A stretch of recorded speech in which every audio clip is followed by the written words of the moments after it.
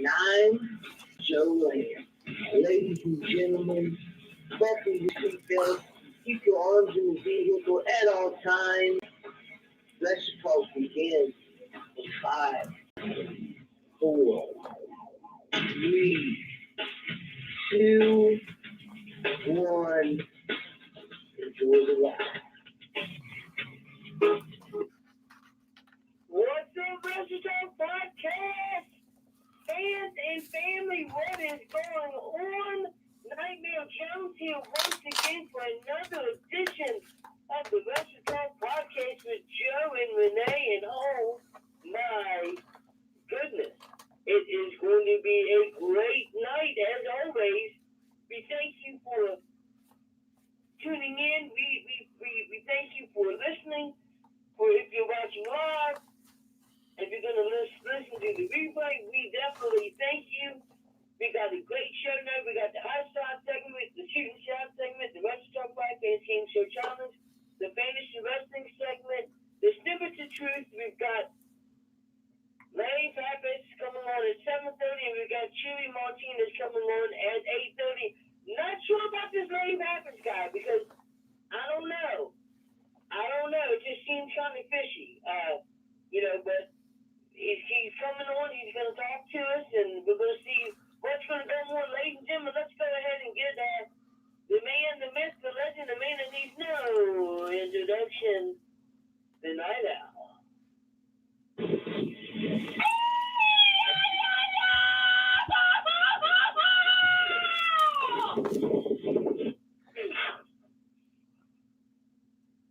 ¿Qué pasa? ¿Qué pasa? ¿Qué pasa? Loyal members of the Wrestle Talk family.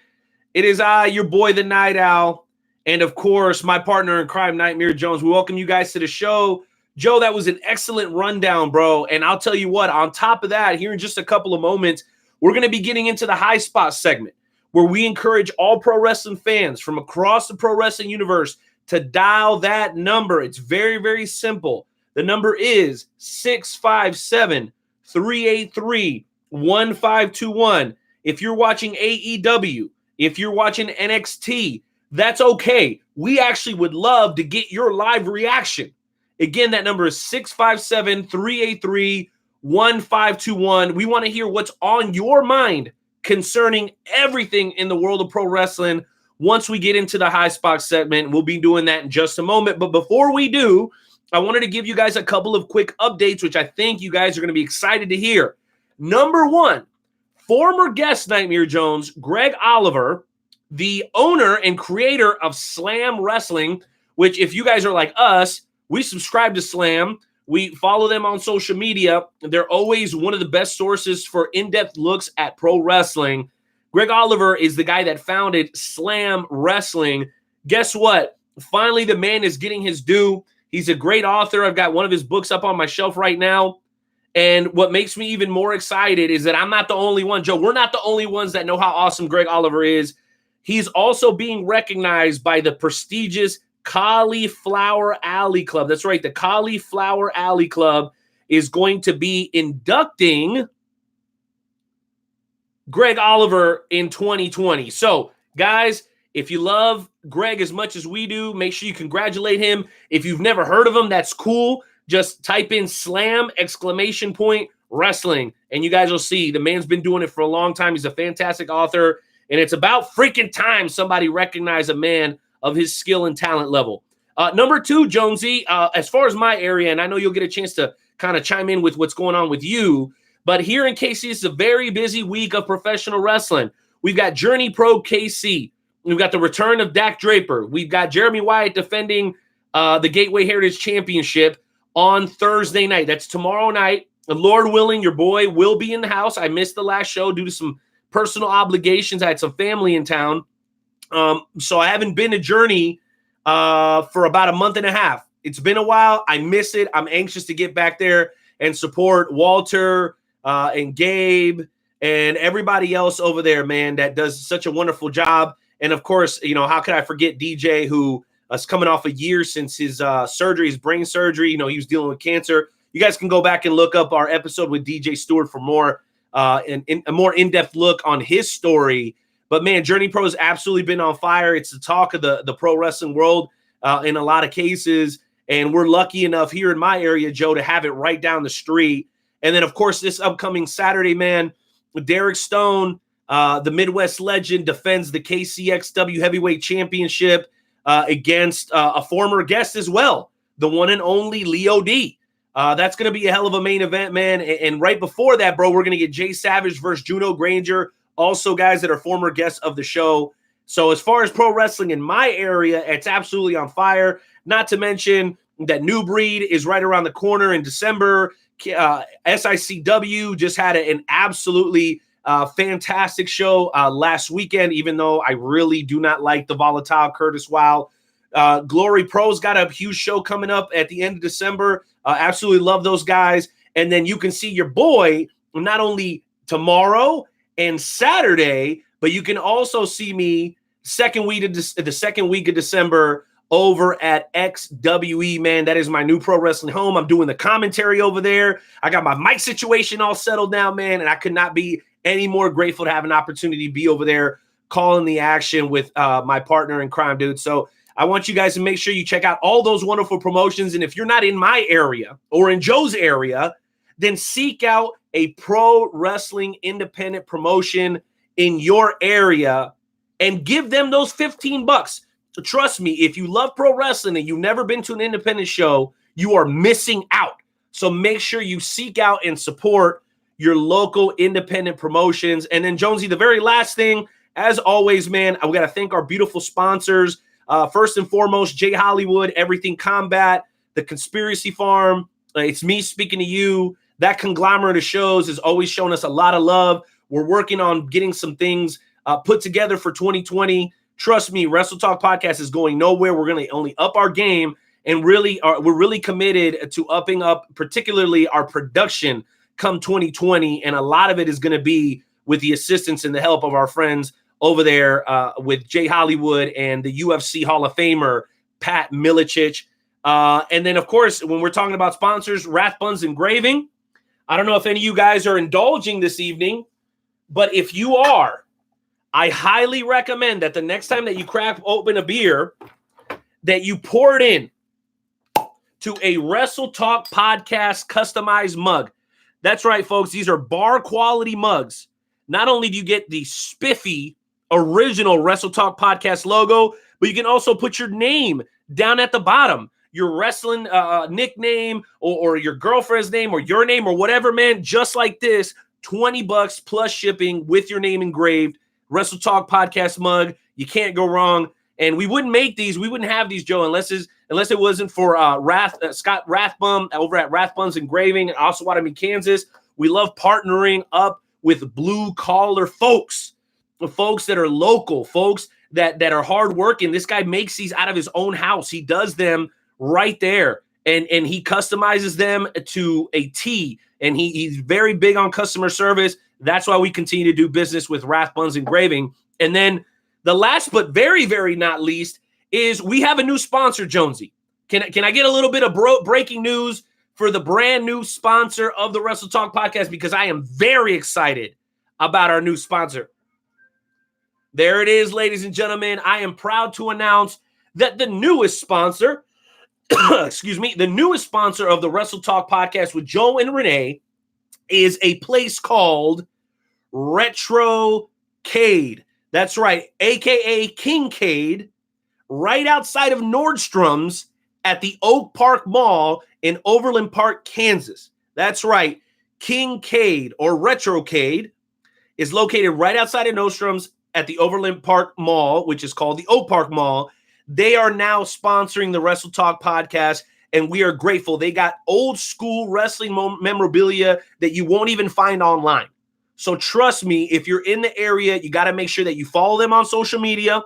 And if you're in the area, you got to make sure that you make your way over to Oak Park Mall, second floor, right by the food court, turn left, right outside the Nordstrom's, man. My boy Derek DBD performed at one of our live events once. Jonesy, I know you remember that because I know DBD's your homie as well.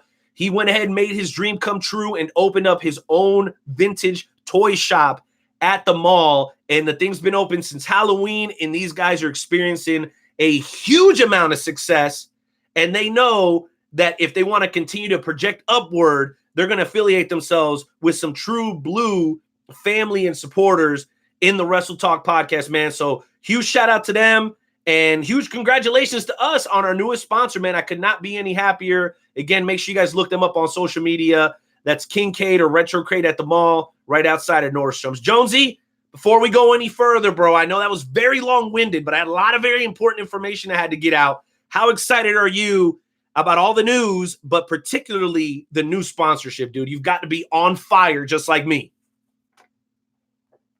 Oh, yeah, I'm definitely excited about. I'm always happy about new sponsors, and it's just everything is definitely going to change come the 2020 for the Wrestle Talk podcast. We got a lot of changes coming. We're not going anywhere.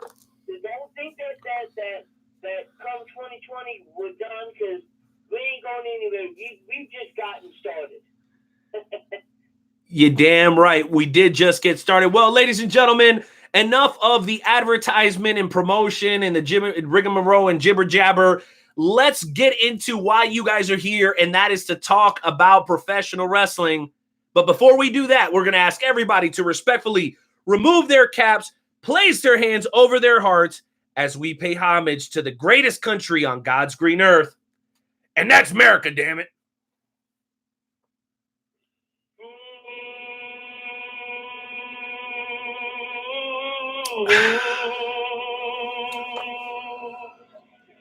Oh, say, can you see as the rocket red flag? I'll make up for it now. Oh, the land of the free.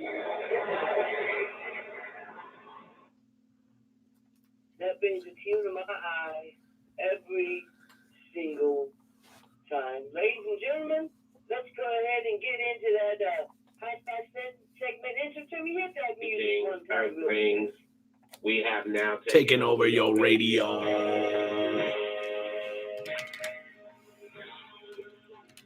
Hit 'em high, hit 'em high. Hit 'em low, hit 'em low, hit 'em low. Just the whole the got no game. I'm fucking it. I'm rain coming. All right, ladies and gentlemen, this is the High Spot segment. This is your time to talk to us about anything professional wrestling related. We want you to give us a call, 657-383-1521. That's 657-383-1521. It could be about absolutely anything wrestling related. Give us a call once again, 657-383-1521. Jonesy, wait. Jonesy, I got some more breaking news, bro. Ooh, I knew tonight was going to be a good night. That's right, folks. You heard it here first. December 14th, Salina, Kansas, where your boy will be calling the action. Not only do we have the opportunity to interview this man later tonight, he will also be in the building at XWE. Can the Wrestle Talk family make a little bit of noise now that you know that Chuey Martinez will be at XWE on the 14th? Can y'all make some noise, please? Can y'all make some noise? Yeah. Yeah. Woo, woo, woo, woo, woo, woo. Word, yo, word. Man, oh, man. Listen, that is very exciting, man. All sorts of breaking news. We got the Retro Zone on board, man. Part of Kincaid, and then now we got Chuey Martinez. It's gonna be at the show, bro. I am on fire, Jonesy. I'm ready. Let's kick off High Spots, baby. Well, I guess that's the number one thing that we should talk about, and this has been was really it was everywhere, starting last night. Apparently, Jim Cornette, who was the now former commentator for the NWA, made a comment during NWA Power about how Trevor Murdoch is the type of guy that can take a bucket of KFC, put it on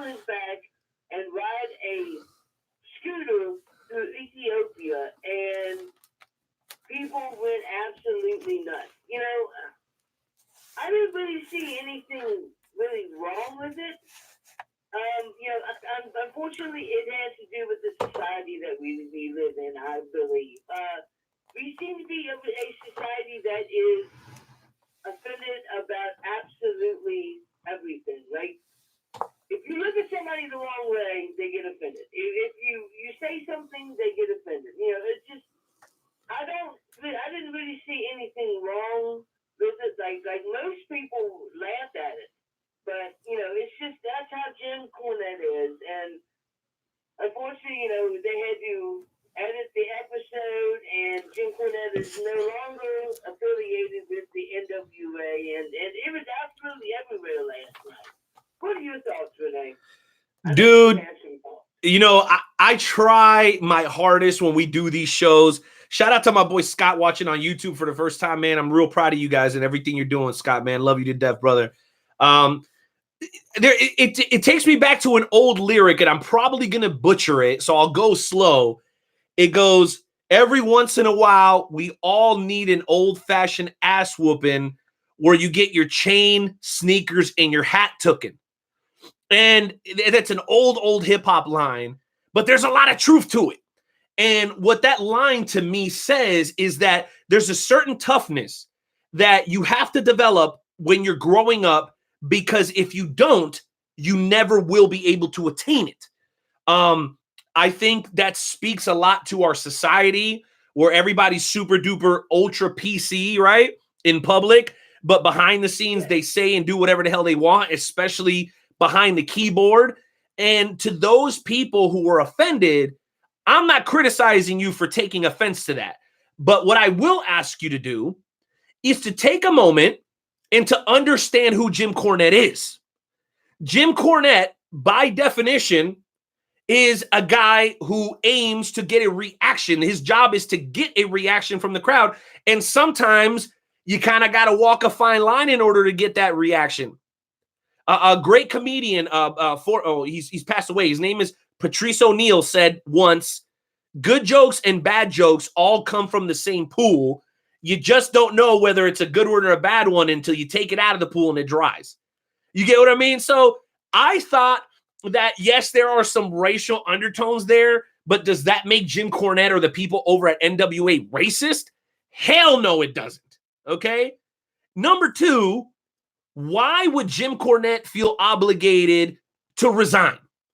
If the NWA would have not knee-jerk reacted to this, there would have been no need for it. Mind you, this episode was recorded weeks ago. This was not a live broadcast.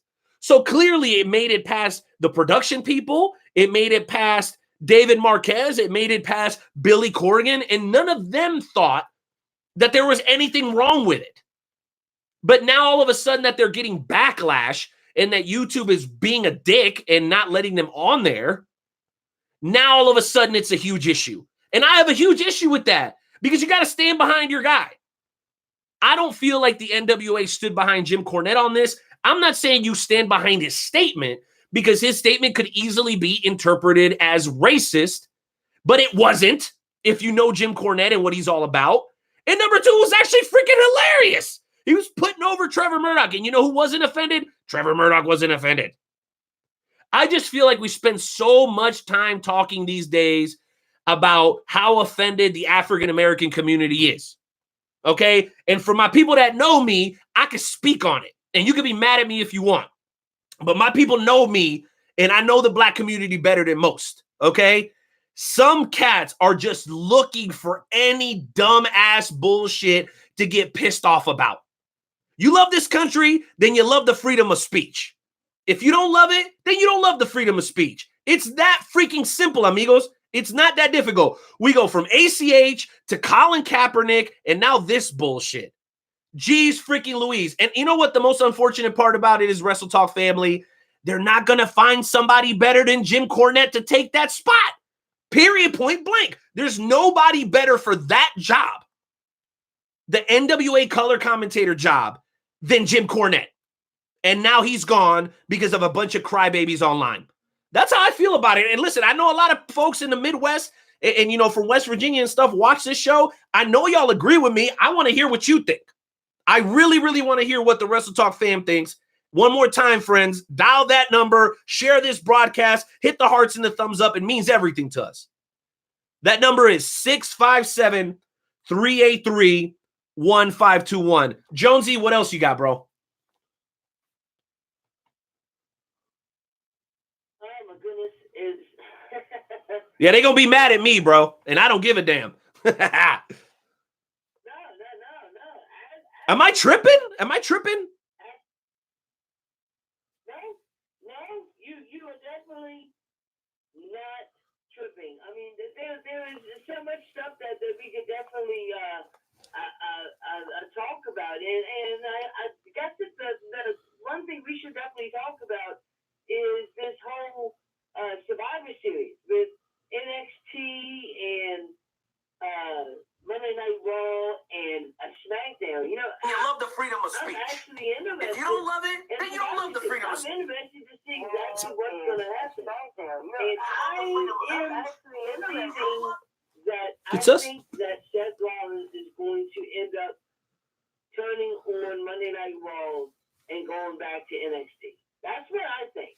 I think that would be absolutely awesome to see Seth Rollins go heel again, because I feel that's what Seth Rollins needs to do. We need to have a heel Seth Rollins. Am I not wrong, Renee? Listen, before we get to that, because I love fantasy booking as much as the next guy, I want to thank everybody who's watching right now, both on the YouTube and the Facebook Live. Guys, please share the broadcast. Please, please, please. It's always best when you guys do it live. It means everything to us. Bro, I want to talk about Seth Rollins, but I want to preface that by saying this, Jonesy. Did you hear what CM Punk had to say about Seth Rollins on WWE Backstage? That's my first question, because CM Punk came out swinging, and he confirmed what we had, what the reports had said, that he is not working for the WWE. He is not back with the WWE. He is employed by Fox. So he's allowed to say what he wants to say when it comes to giving his opinion about the product. And I think that's kind of a double-edged sword, because I'm interested to hear what he has to say, but I think some of the truths are going to kind of hurt the product a little bit, because I wholeheartedly agree with him.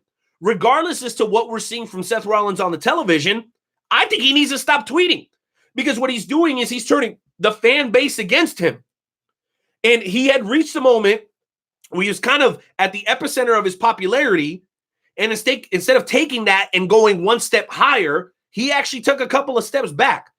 And so before I answer that question about the possibility of him turning on Raw, Jonesy, I got to know, what did you think about CM Punk's comments concerning Seth Rollins, what he said about the women's division, and then also his thoughts on like the Baron Corbin Roman Bulldog thing?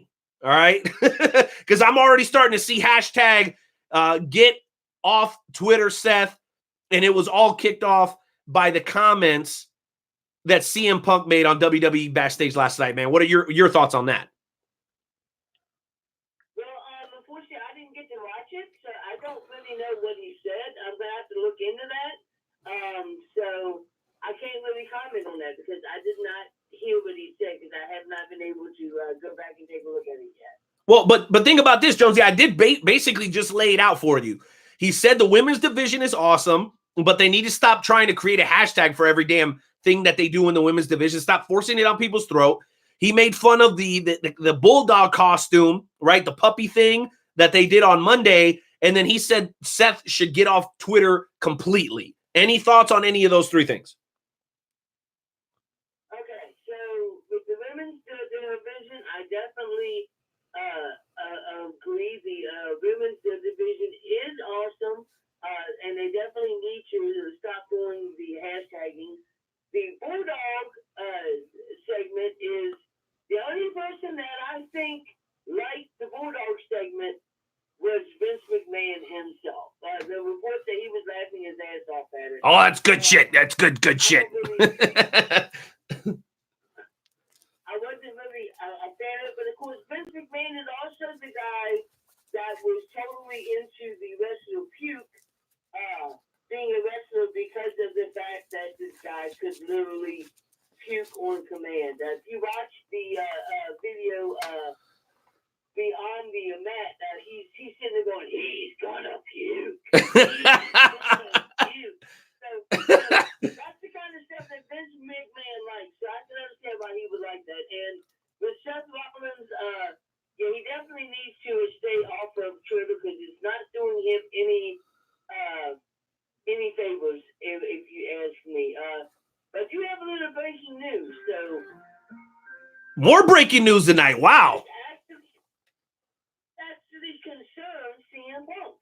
After vowing he would never return to professional wrestling, CM Punk, whose real name is Cedric Malcolm Punkay, appeared on WWE programming this week, causing thousands of fans accusing of him of selling out during angry rants tapped out on devices given to them by their parents. Punk is a sellout. A 27 unemployed man tweeted from his new iPad a gift from his father for doing the dishes for a month. It was delivered to the man's 73 followers thanks to the Wi-Fi the man was stealing from a neighbor with an easy-to-guess password. Boom! No. What? Why? Wait a minute. So, Jonesy, so you're trying to tell me that this is real news? You got people in their mom's basement tweeting at CM Punk, and I mean, that part of it I believe. But what did you say CM Punk's real name was? You know, it comes from kayfabe news, but, you know, it kind of would not surprise me. Dude, that's freaking incredible, dude. I tell you what, that is always interesting when you come in with that breaking news. Can you tell me what it was again that you said that the report said CM Punk's real name was? Because I know his real name is actually Phillip Brooks. Okay, we all pretty much know that, right? As pro wrestling fans. But Jonesy, you cracked me up with the part where you said that CM Punk has a different name. So what I want to do is I want to have you come on and repeat that for me, Jonesy. Can you go ahead and say CM Punk's name again from the report? Because I got to hear it just one more time.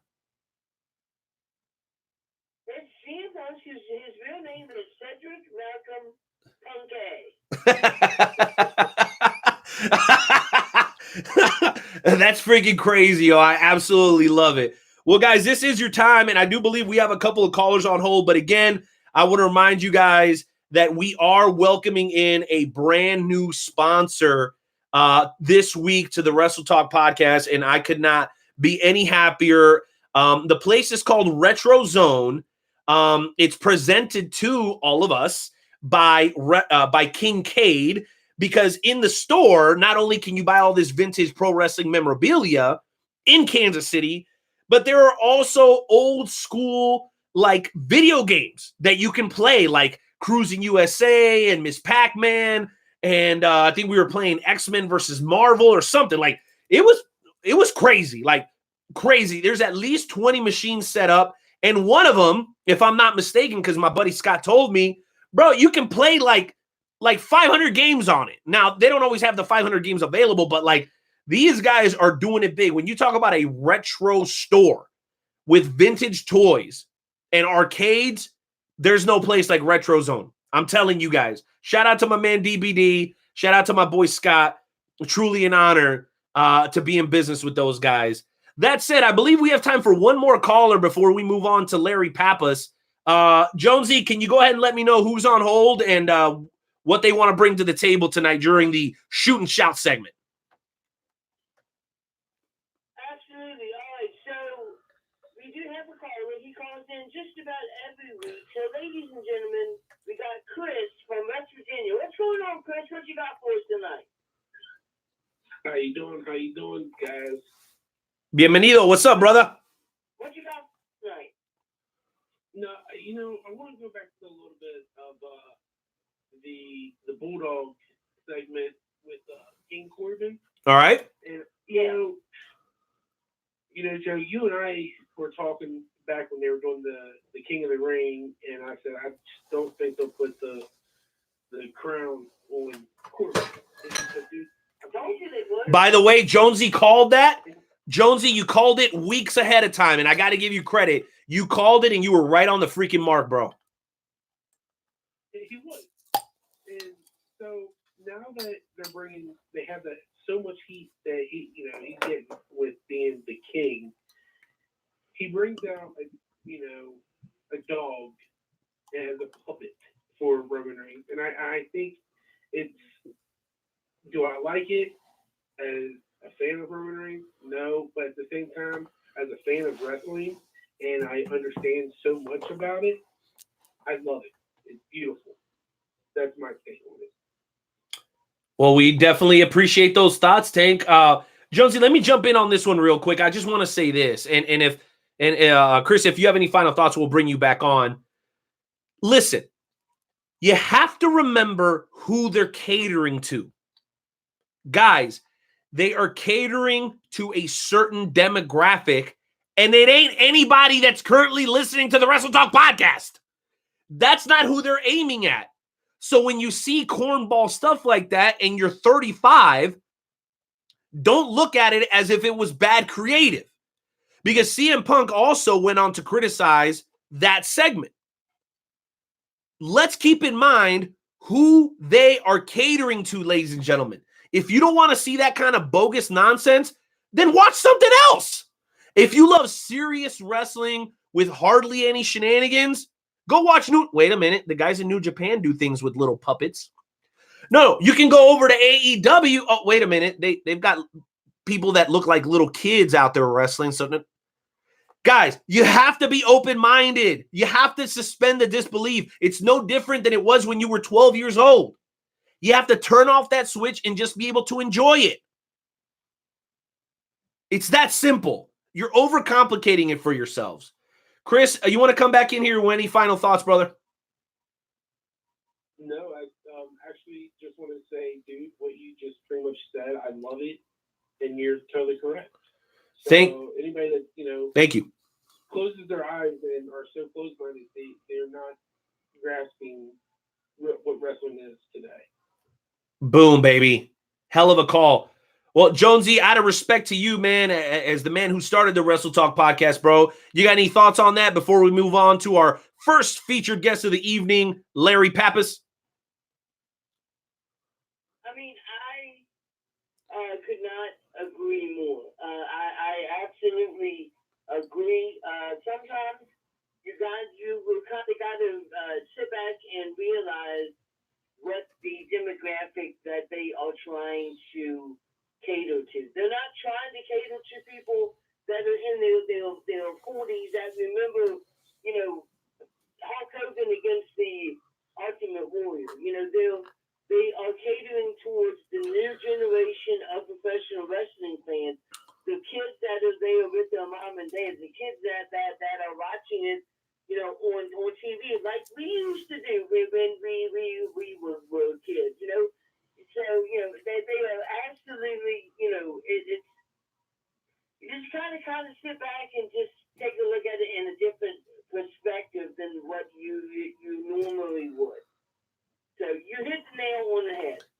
No doubt, no doubt. Well, let me just real quick, let me give some shout outs. Jeremy, Stella is a good beer, so suck it. But if you want to bring me better beer, just hit me up and I'll send you my address. Dolores, we love you. Thank you for being here. Justin, it's been a minute. Thank you for coming back and checking us out. John, thank you for being here. Rick, thank you for being here. Chad, thank you for being here. Devin, thank you for being here. And there's a bunch of other people that already jumped on that I can't currently see because it's farther up on the thread. But I'm going to continue to implore those that are watching, please share this broadcast in any professional wrestling chats or pages that you're on. It means everything to us because we want as many people as possible tuning in, not only this week, but next week, Jonesy. Next week, we are having a WWE Hall of Famer on the show. Now, a lot of people are going to look at me and go, well, whatever happened to Sid Justice? You said you were going to have Sid Justice on. Well, you know what? It didn't work out. Sid Justice has a little bit of a reputation. We try to overlook that because it was so long ago. And then, unfortunately, something came up. Sid was not available. That doesn't mean we're going to stop trekking, because in the second hour, I'm going to tell you guys what WWE Hall of Famer is going to be joining us on the show. And all I can say is a little bit of a teaser before we bring on Larry Pappas is, ho! I'll just leave it at that. Jonesy, go ahead and cue up that music, baby, as we welcome in tonight's first featured guest of the evening, legendary loud singer and professional wrestling personality, Larry Pappas.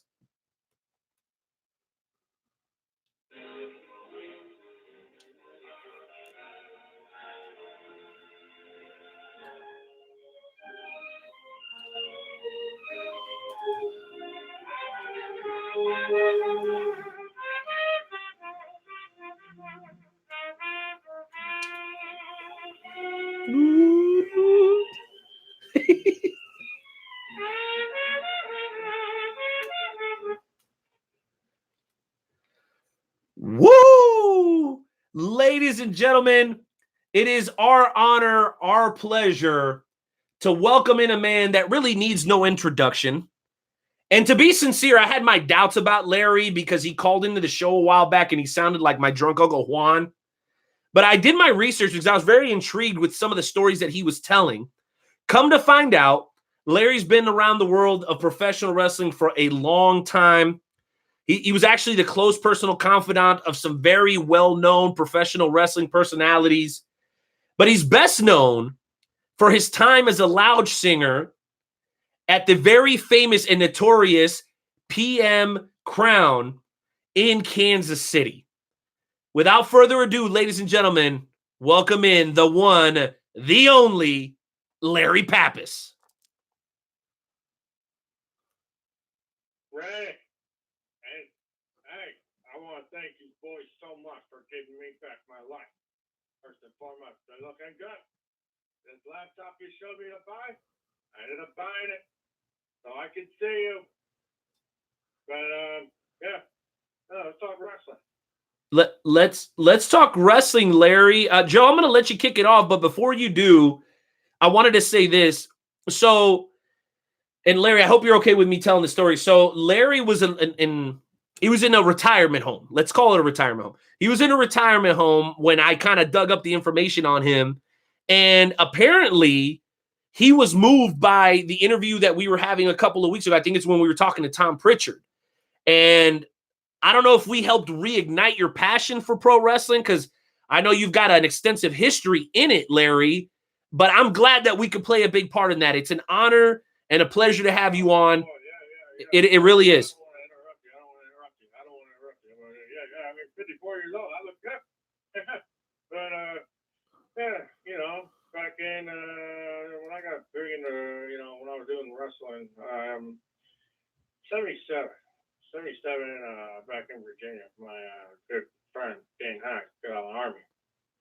And, we're drinking, I was working at the newspaper just trying to, get by. We live in a big home. Every all of us, and Dan said, well, I'm gonna get a wrestler. And I said, well, hey, what's the plan? I knew about, the East Coast, no one really, the East Coast was big.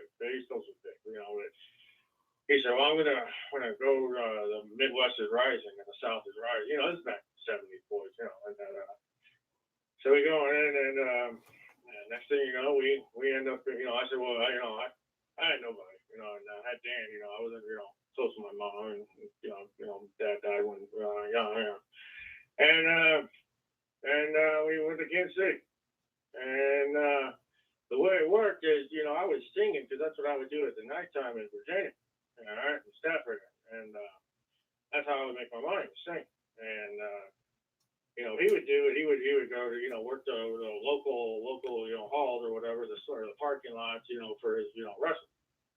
And he'd come home and he'd bring home like $3-4. I'm like, how you doing bringing home this money? You're out there for $4. I'm trying to sell your wife, but and I'm out here singing. I can't really complain. I'm out here singing, making $5 here.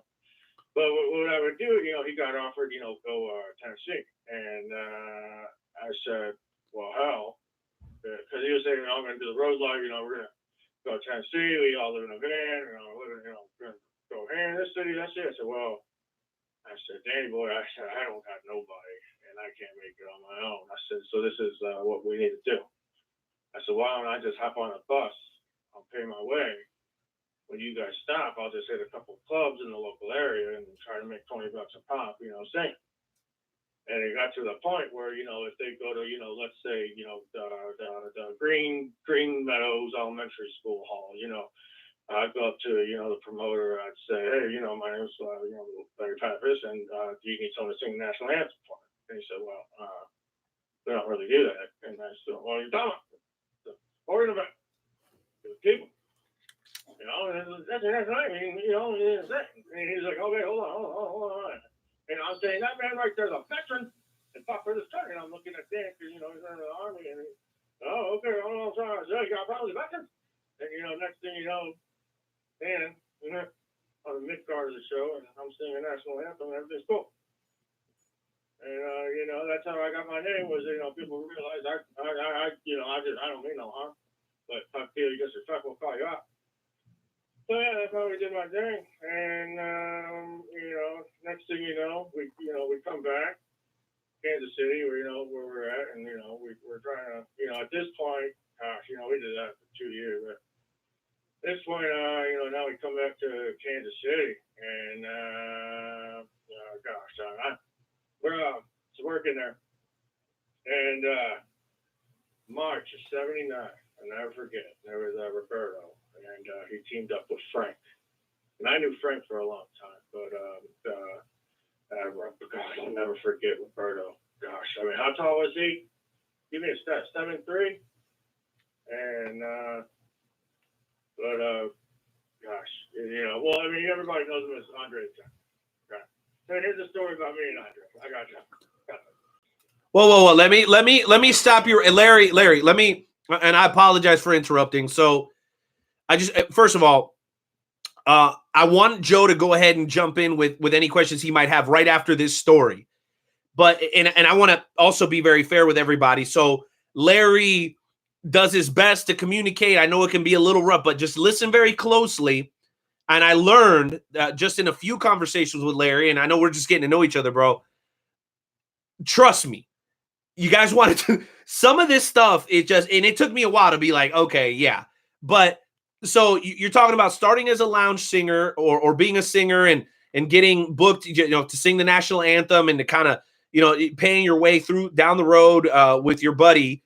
And then somehow, some way along the road, you met a guy named Robert, who you just said is actually Andre the Giant. Did I understand that correctly? Because I want to make sure that everybody else can hear you as well. I've seen for years. A small difference. All right, so whatever. But Roberto, you see, everybody calling him Andre the Giant, and that just drove him nuts. And Roberto, he liked me because I spoke French. Wait, how did you meet? How did you meet Andre the Giant? I'm sorry to keep jumping in front of you here, but how did y'all meet? Oh yeah, no, we so now we're back home in Kansas City, and Frank's telling me, Andre's coming to town. I'm gonna work with him. Teaming up tomorrow.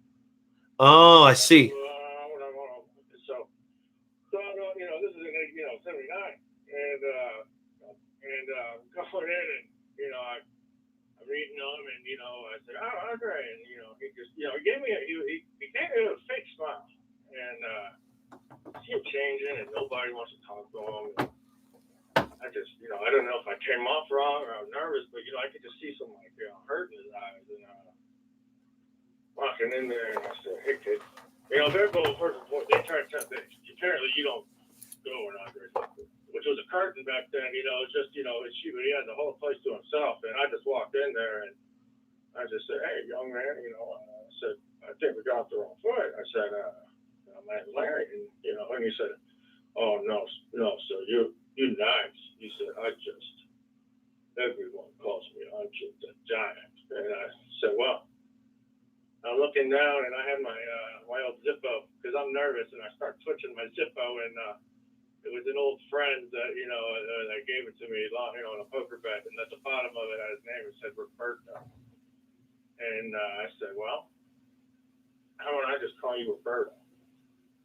And he just started laughing. And so from that, it was like an inside thing between, I called him Roberto, and he was okay with it. It kind of was like his escape. And Wow. so we're, yeah.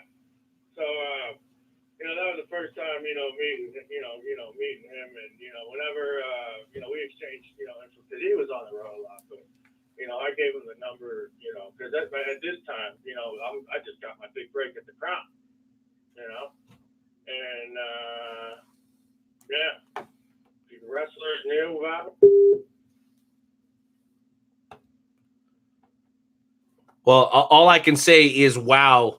I don't think we've ever spoken to anybody on the show who actually had any real interaction with Andre the Giant, who, I mean, I saw the special on HBO. I didn't know.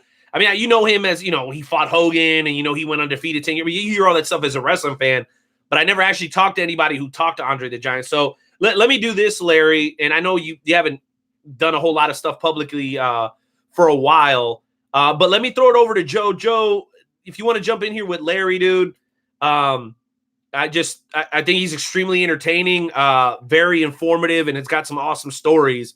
But I'm sure you have some questions of your own, man. So go right ahead, bro.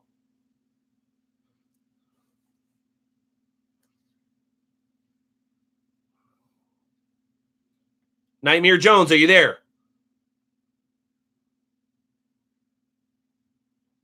Okay, guys. Looks like Joe's screening some callers. Larry, you got the phone lines lighting up over here. We'll go to Joe here in just a moment. But let me allow you to continue. So you end up in the pro wrestling. Now, did you ever wrestle yourself? Were you ever a wrestler, or were you just always around the wrestlers because you were with your buddy Frank and you were singing in the national anthem? Did you ever actually wrestle yourself?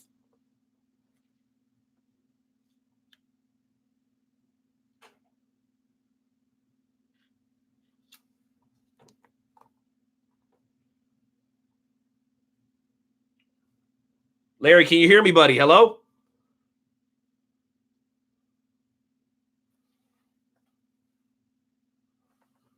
All right, folks, looks like we're experiencing a couple of technical difficulties. Please bear with us.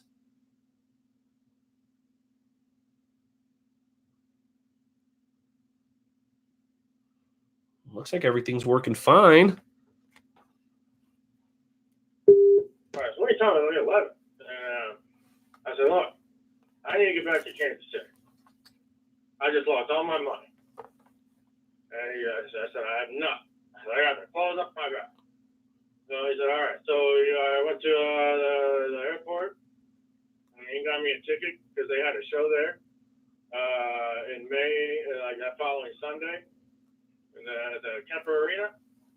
That's where I first met Bagwell.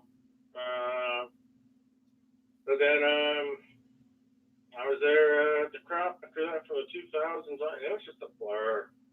I think that's when I hit the drugs hard. And I got sent to home. Because again, I'm running around here with nothing. That was back in, that was before 9/11. You know what I mean? And then, back before that, you could fly away. And, now I'm back here, back in, I'm getting home. And then, staying in Kansas City, just, by myself. I was like, I didn't do anything wrong, but I know where to go. And I was in a home. And the volunteers come, they take me to some gym. I see you guys set up at a booth. And the nice guy who I didn't even like, taking me to this show, gets me a shirt.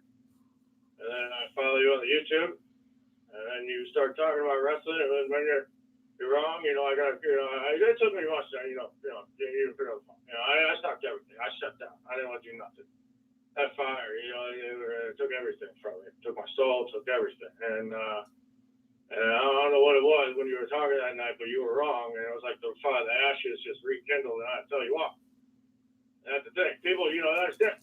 Love that. It's not been in the wrestling business. Just I knew the people because I knew how to talk to them. Like Roberto. pulled my eyes out when Michael called me, said they found him. You know, I went to, you know, it's just great, you know. But you know, ever since then, got back into it, started singing. I guess Wynn got caught downtown St. Louis, got contact.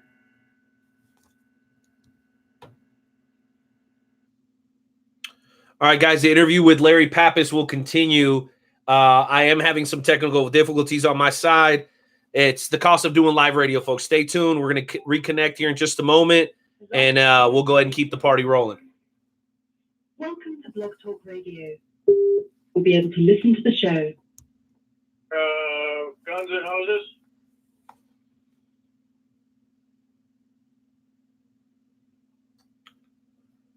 Okay, Larry, sorry about that. I had a little bit of a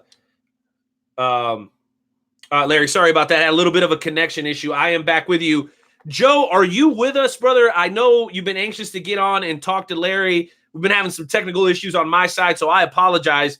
Can you hear me, sir? Joe, are you there? I'm not seeing Joe. Nightmare Jones, are you there, buddy? I gotta get you on for some questions, man. Are you there, Joe? Larry, I'm so sorry, man. It goes like that sometimes. Joe, are you there? Hello.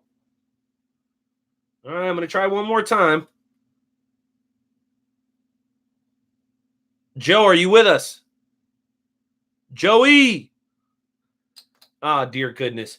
Okay, well, Joe, whenever you can chime in, please go ahead and chime in, because I know you've got a good amount of questions that you wanted to ask Larry, but I'll proceed until we can go ahead and hear your audio. All right? Oh, what up, Jeff? Hey, man, thanks for being here, bro. Love you, man. We gave you a big shout-out earlier on in the show. So, Larry, let me go back and ask you about this. So, as you know, I currently reside here in Kansas City now, and when I was doing my research for this interview, I looked up the PM Crown, and I know that back in the 70s and 80s, that was kind of like a very popular spot for pro wrestling talent when they came into town. And I know that you were singing at the PM Crown during that time. So did you ever have the opportunity to rub elbows with any of the elite in professional wrestling back during that time because you were a loud singer at the PM Crown, which, by the way, has a little bit of a shady history? For those who don't know, the PM Crown operated illegally for a long time here in KC, and Larry was the lounge singer there. So did you ever have an opportunity to run into any wrestling royalty while you were doing singing here in KC?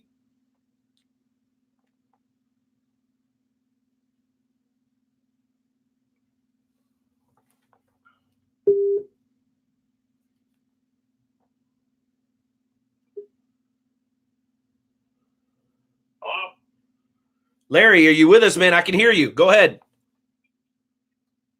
Yeah, I mean, it's just like I was saying. We got cut off or whatever.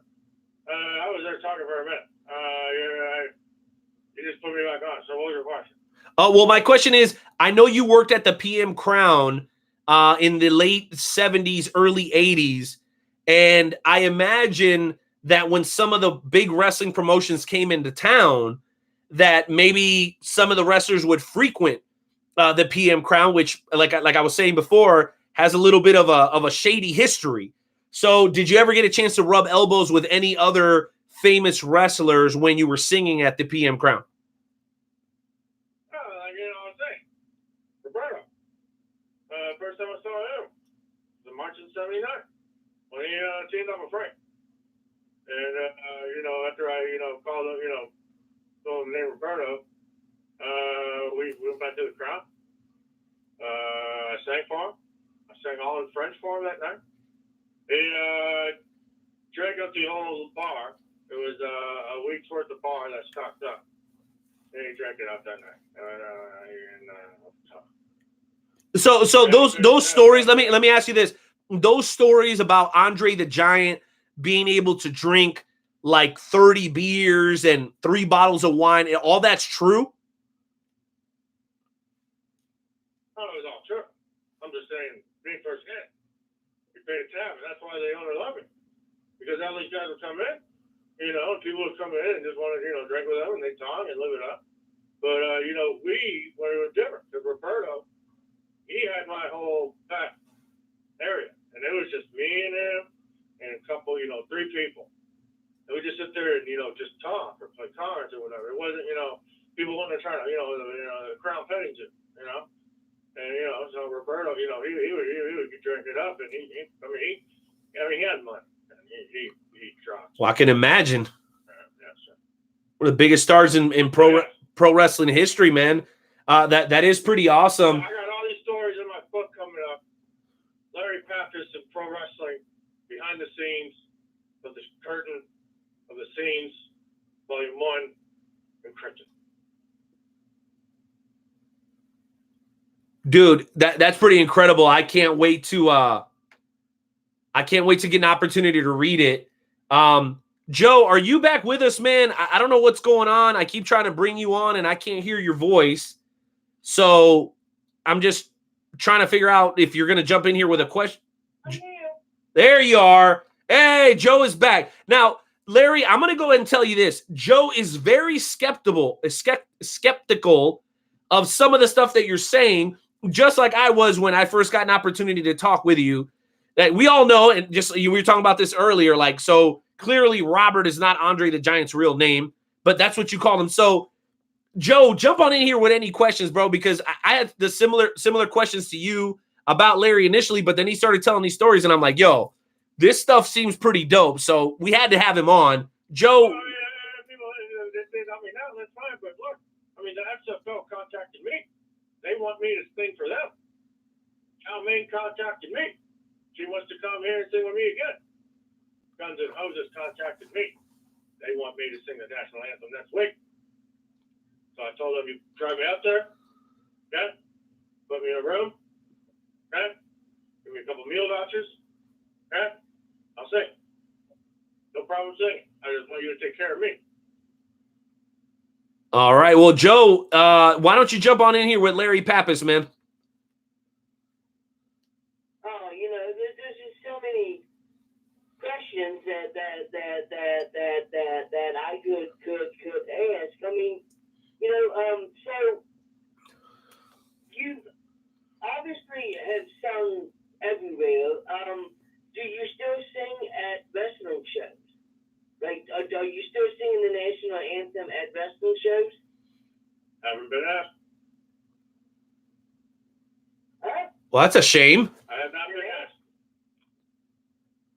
The only thing that they asked, I guess some kid, they run a podcast or they run a radio station. They want me to do a podcast in February where they're going to pay for guests, big names, come in and I talk to them and just I get to ask them whatever I want.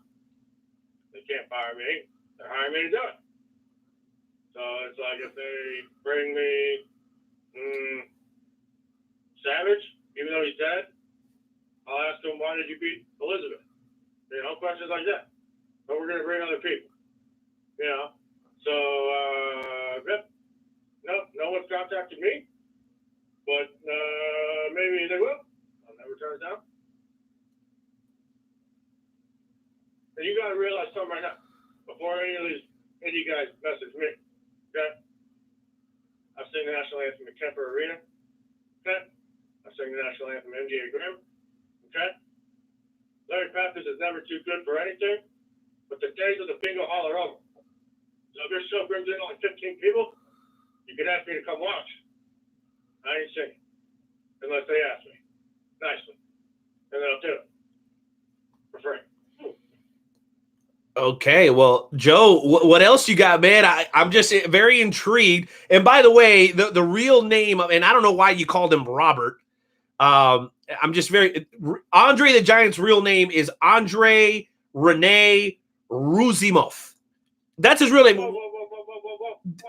That's his real name. No, I didn't say that. That's not how it happened. So this is what I gotta go back. So when I first met him in '79, okay, I went up there and I said, "Oh, Andre, my name is Larry," and he just gave me got me all worked up. I said the story already, but so he said, and he just looked at me and he smiled and he just walked away. So You know, he had his own locker room, and you don't go back there when he's back there. I didn't care. I know he was going to talk on my name. I didn't think he was talking on my name, but the way he smiled at me, it looked like he was talking on my name. Oh, I see. Okay. I said, look, sir. I said, look, kid. I said, I don't know if we got off the wrong foot. My name is Larry Pappas. And I'm singing the national anthem here tonight. And he said, I don't know if you don't like it. He's like, no, it's not. You know, Andre's going to say, it's not you. He said, I just don't like being called Andre the Giant. And I said, well, that's your name. And he said, yeah, but they own it now. And I'm sitting there nervous because I'm in my suit at this point, you know, and I'm flicking my Zippo I won in a poker game. And the bottom of the name, it said Roberto, because that's the guy who threw it in the pot when I won the poker game. And I just looked at him and I said, well, I could call you Roberto. And he just started laughing. Roberto it is. That's the But shit, yeah, yo. no one else is going to do. Well, So then it was that night afterwards, that's when we went to the crowd, because he teamed up with Frank that night, you know, on March 8th. And that's like I said earlier, you know, when, I don't know if this got on there, but you know what I was saying, you know, you know, I was at the crowd, you know, we were blowing up all the, you know, 89, and everybody wanted to know me, you know, Vince Sr., you know, the rise of Bischoff, I seen that kid grow up, you know, and these people, you know, and it's like, you know, they came to me because, you know, the crowd was where all the wrestlers would go because Larry knew how to have a good time. And I'll show these guys, this is what you need, this is where you come. wow. So That makes sense. So I get my big, you know, my big break in New Mexico. Okay, again, it was in the Los Alamos. All right, and everything going good. You know, I got money. I finally have a car. You know, I'm sitting there. You know, in there. This is 2004 9/11, and then fire took out the whole city, and it started a wildfire. And I was working at the Big Rock Casino there in Espanola, and I had nowhere to go. So it was a hotel, and I went there, and I said, look, this is what's going on, and I need your help. And they put me in a hotel room, and, you know, this is, you know, in my house I had everything. I lost my car. I got drunk the night before. I was driving, and woke up to this fire, you know. So you got to think everything was in, you know, in my house, you know, first. Everything, you know, my mother gave me when she died, because I didn't talk to her, you know, that was in the house. So that's all gone. I got my driver's license. I got $20. And I got friggin' Terry's card in my bag. I called Terry, and I said, Terry, it's Larry. And he just stopped. And I said, you there? And he said, I haven't talked to you in 10 years. I said, yeah. Well, you said call me if you ever need anything, and this is because, you know, he told me I owe him a life of debt because, you know, like I always say, WrestleMania 3 was on March 29th, but I was there March 28th. But I'll just leave it at that. But he said, well, look, you know, I'm flying in Kansas City. We got a show there at the Kemper. Why don't I fly you in? And I said, that'd be great. Because I told him, I just got to get back to Kansas City. And he said, well, you know, I'm, you know, because I didn't know anybody there, but I knew the crowd was there, and I just knew, you know, that's the place, you know, shelter her in the storm. And it was raining. And he got me back there, and that's when I first met Marcus Bagwell. He out-drank me. That's when I knew I was getting old. God, that was 20 years ago. And, man, then it all became a blur. Wow. No one wanted to sing. And, then I'm put in a home, and you know, 'cause I had no idea of proving who I was. I had no W-2. You know, this is, you know, for the past 20 years, I'm claiming no W-2s and whatnot, and blah blah. And I come out, and you know, these kids come to the indie show. That's when I found you. You know, and then when I decided to go through this paperwork, when I was, you know, going through my home, because I'm this radio show. They're paying. They want to move me up to St. Louis. You know, Larry doesn't like change, but, you know, Larry hasn't changed nothing in 19 years. So I'm going through the paperwork, and I call the guy, and that's when, long story short, his name's Lindsay now, but he's a state appointed. I don't know his name. I call him Lindsay. But he's appointed by the state. And he's handling all my legal expenses, and he said, well, Mr. Pappas, I've tracked down all your assets that you were owed from that fire. So he's talking about. He said, well, it ends up that the state paid you, and the federal government paid you, and FEMA paid you, and that apartment complex had to pay you. So I had all this money out there that I didn't know about, and Whimsy to assign him the power or what. And he went out and got all this money from me. Now I'm sitting at over 6 figures. So thanks to you. Wow. And well, that was just all because unplanned stuff, you know, because I didn't know, you know, for the past 10 years I was in a blur. And then they put me in a home, you know, I was getting, you know, drunk and, you know, telling all these stories and I don't know, but I'm just singing and, you know, I lost my touch, you know, I was realizing, you know, it was, you know, it's like Jim, you know, it's like Jim. Okay? Jim who? Which Jim? It's like Jim. Because, oh, let me finish. You know, it was the year 2000 and, you know, when I got locked up, 2004, not locked up, but I had nowhere to go. In 2004. And, because I had no proof of proving who I was. Okay? You know, they had, you know, my stuff at the Crown, but I didn't know where it was. Okay? And I was scared to file with Missouri, unpaid taxes. We got that worked out. And, yeah, Blair, and then Whimsy got my money. So now we're going to go look at a place. Okay? Maybe pick up some more gigs. XFL called me. Tell me. We're going to email. And then I'm singing the national anthem at John's host. Dude, that's sick. Well, no, Larry, let me stop you right. Joe, why don't you jump back in here, bro? And thank you for retelling the story. Respectfully, you're a little difficult to understand. I don't know if it has to do with. I mean, you got to think. I was singing. That's what I'm saying. Gotcha. All right, Joe, what else you got for Larry, Joe? Why? I don't want to take up all the time either. I have one question. Larry, can you please sing us the national anthem? I'm asking you nicely. Can you please sing us the national anthem? Yeah, that'd be nice. That'd be very nice.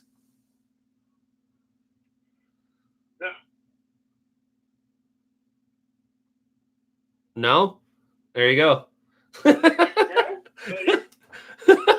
why. Because you asked me to talk about Jim. And listen, Jim, I'm glad what happened. Okay? I mean, granted, I sang at his wedding back in 87 when he got hitched with Janice. Okay? But Jim, you gotta grow, baby. We're not in the 80s. You can't say stuff like that. I mean, I'm embarrassed for the industry. Well, are you talking? Wait a minute. Are you talking about Jim Ross or Jim Cornette? Holy shit! Wait a minute. You know Jim Cornette? I'm saying his reception. Oh shit! All right. Well, I got it, Joe. We gotta ask him about Jim Cornette, bro. Go ahead, Joe. I know you're gonna ask the same question I am. I didn't know you knew Jim Cornette. You kept saying Jim. I don't know what Jim you're talking about, Larry. Go ahead, Joe. I know what you're about to ask. Can you tell us your stories about Jim Cornette? Yes, please. Oh, boy. Where are you on this time? Well, we got about 6 minutes, Larry. So you got about 6 minutes if you don't mind, because we got to move on to FWWC respectfully, of course.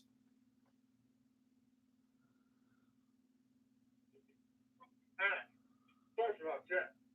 First time I met Jim, he was covering himself. You know, when he was wearing the Ford shorts and he was wearing, you know, the footings. The footings.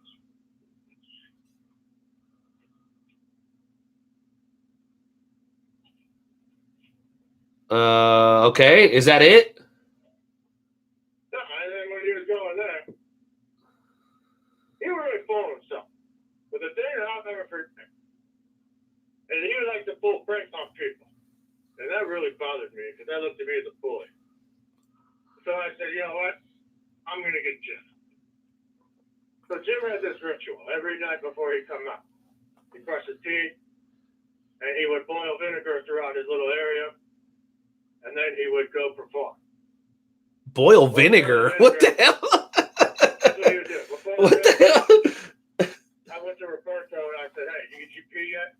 Because Roberto would come in and he'd drink. Drink. And he said, no. I said, I need you to pee in this. I'll let you boys put two and two together. That's so good, bro. I can't wait to read your book, man. And I'm gonna go ahead and say this, Jonesy. Larry does have and I'm actually for this because I'd love to hear more of these stories.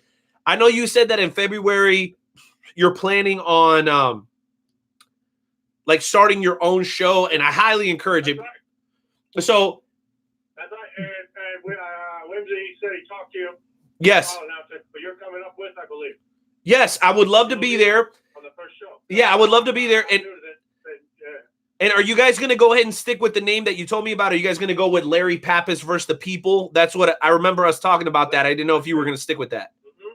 Yes. Okay. That's awesome. All right. Well, Larry, let me do this with you, man, before we let you go. I know this has been a very interesting conversation, and we apologize for making you repeat yourself. We just want to make sure the clarity is there. The stories about Andre the Giant, and I mean, that's very cool. I don't think we've ever had any Andre stories here. And you said you sang at Jim Cornette's wedding reception.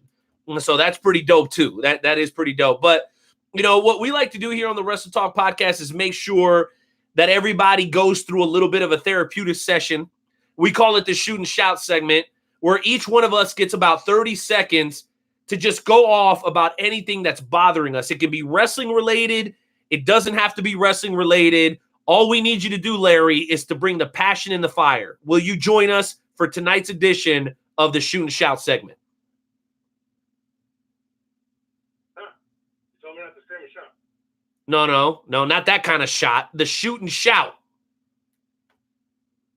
All right. Okay, cool. Yeah, let me tell you something. All right, wait a minute. Wait, we got music and everything. So, intern Timmy, go ahead and cue up the music for tonight's edition of the Wrestle Talk podcast Shoot and Shout segment.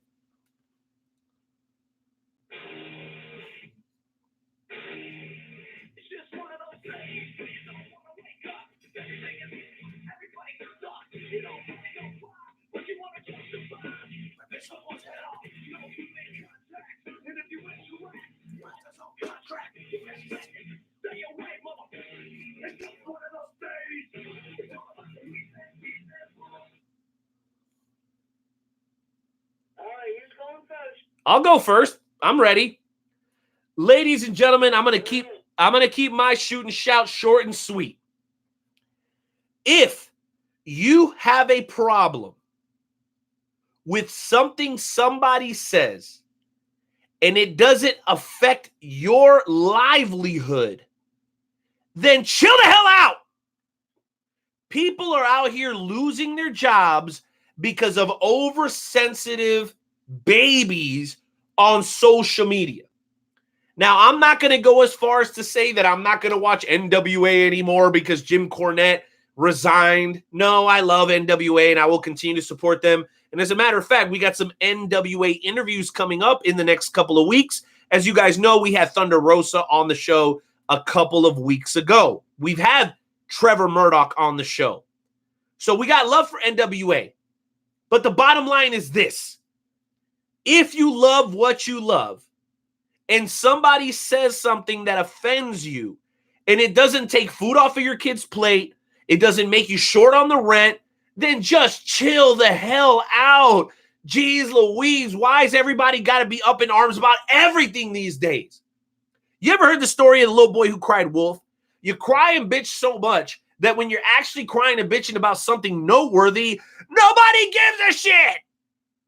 Ladies and gentlemen, grow the hell up, grow a pair, or get the hell out of here because don't nobody want to hear any more of that crybaby bullshit.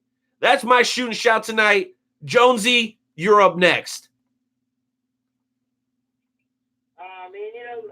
I've got a real easy shoot and shout. My shoot and shout is why can't I have a refrigerator in the podcast area so I could just grab a beer whenever I want a beer instead of all the way in the kitchen, and I mean I gotta go all the way into the kitchen just to grab another beer.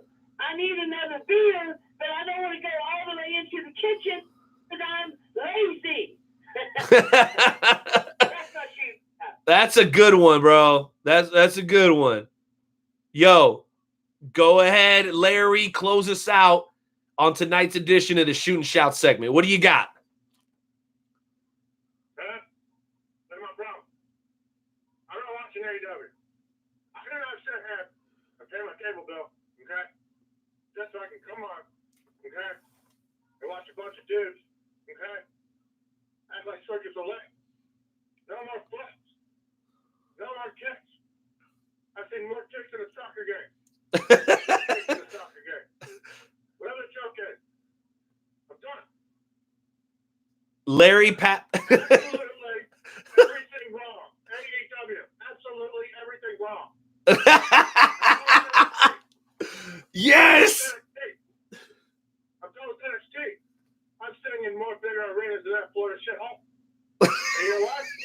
Because never exonerated training is what that NXT means. That means there are a bunch of these circus layers who next, and they want to go, you have 3 initials, H, because that's original. You're pretty sure he's saying there, you're fake. Let me tell you something, Paul. If I remember right, your first promo was a fake guy. So you're a problem. So you guys can either never exonerate training, or you can absolutely everything wrong. But the fact of the matter is, when Matt Hardy had the microphone, that man was gold. So when you gave him the microphone, I will tune in. Because he made wrestling great. He brought the YouTube view. He made him test something. And then you put it away. What's wrong everywhere? That's where he ended up. So when he comes back, you let me know. Wow. That might be one of the most legit shoot and shouts we've ever had. Ladies and gentlemen, make some noise one time for the legendary loud singer and pro wrestling personality, Larry Pappas. Let's hear it, Wrestle Talk family. Let's hear it for Larry. Come on, let's go. Make some noise. Good job, Larry. That was incredible, bro. That's a great shoot and shout. Ready. Larry Pappas is hosting an award show. He's getting December 7th. And then I will be joining him with my new, whatever wins he decides I'm going to live. And I got some money to play with. And, thank you. Hey, thank you very much, Larry. Before we let you go, last thing, man, where can people follow you on social media, man?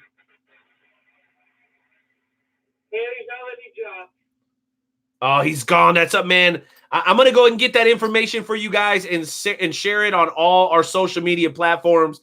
Guys, that was a little bit of a crazy interview. I apologize for the technical issues. That was all on me. Joe had nothing to do with that.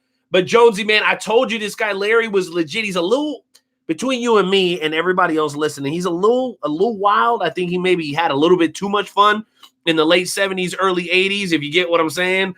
But, dude, this guy's got stories for days. I can't wait to have him back on. Jonesy, your thoughts on Larry? You want my thoughts? Yes, please. I definitely enjoyed it. I'm still a little bit biased, but it is what it is. So it is what. All right, well, you're going to have to tell me what you mean by a little bit biased when we come back. Guys, we'll be back in 2 minutes and 30 seconds. We're going to go to break, and then we're going to come back with the world's premier fantasy wrestling promotion. We're going to follow that up with our second featured guest of the evening, Texas pro wrestling badass, former Combat Zones Wrestling, IWA Mid-South, IWA Deep South, Juggalo, Extreme Mexican Wrestling, and the list goes on and on. Chuey Martinez will be joining us in about 15 minutes. Keep it locked in right here to episode 273 of the Wrestle Talk podcast with Joe and Renee. We'll see you guys in a bit.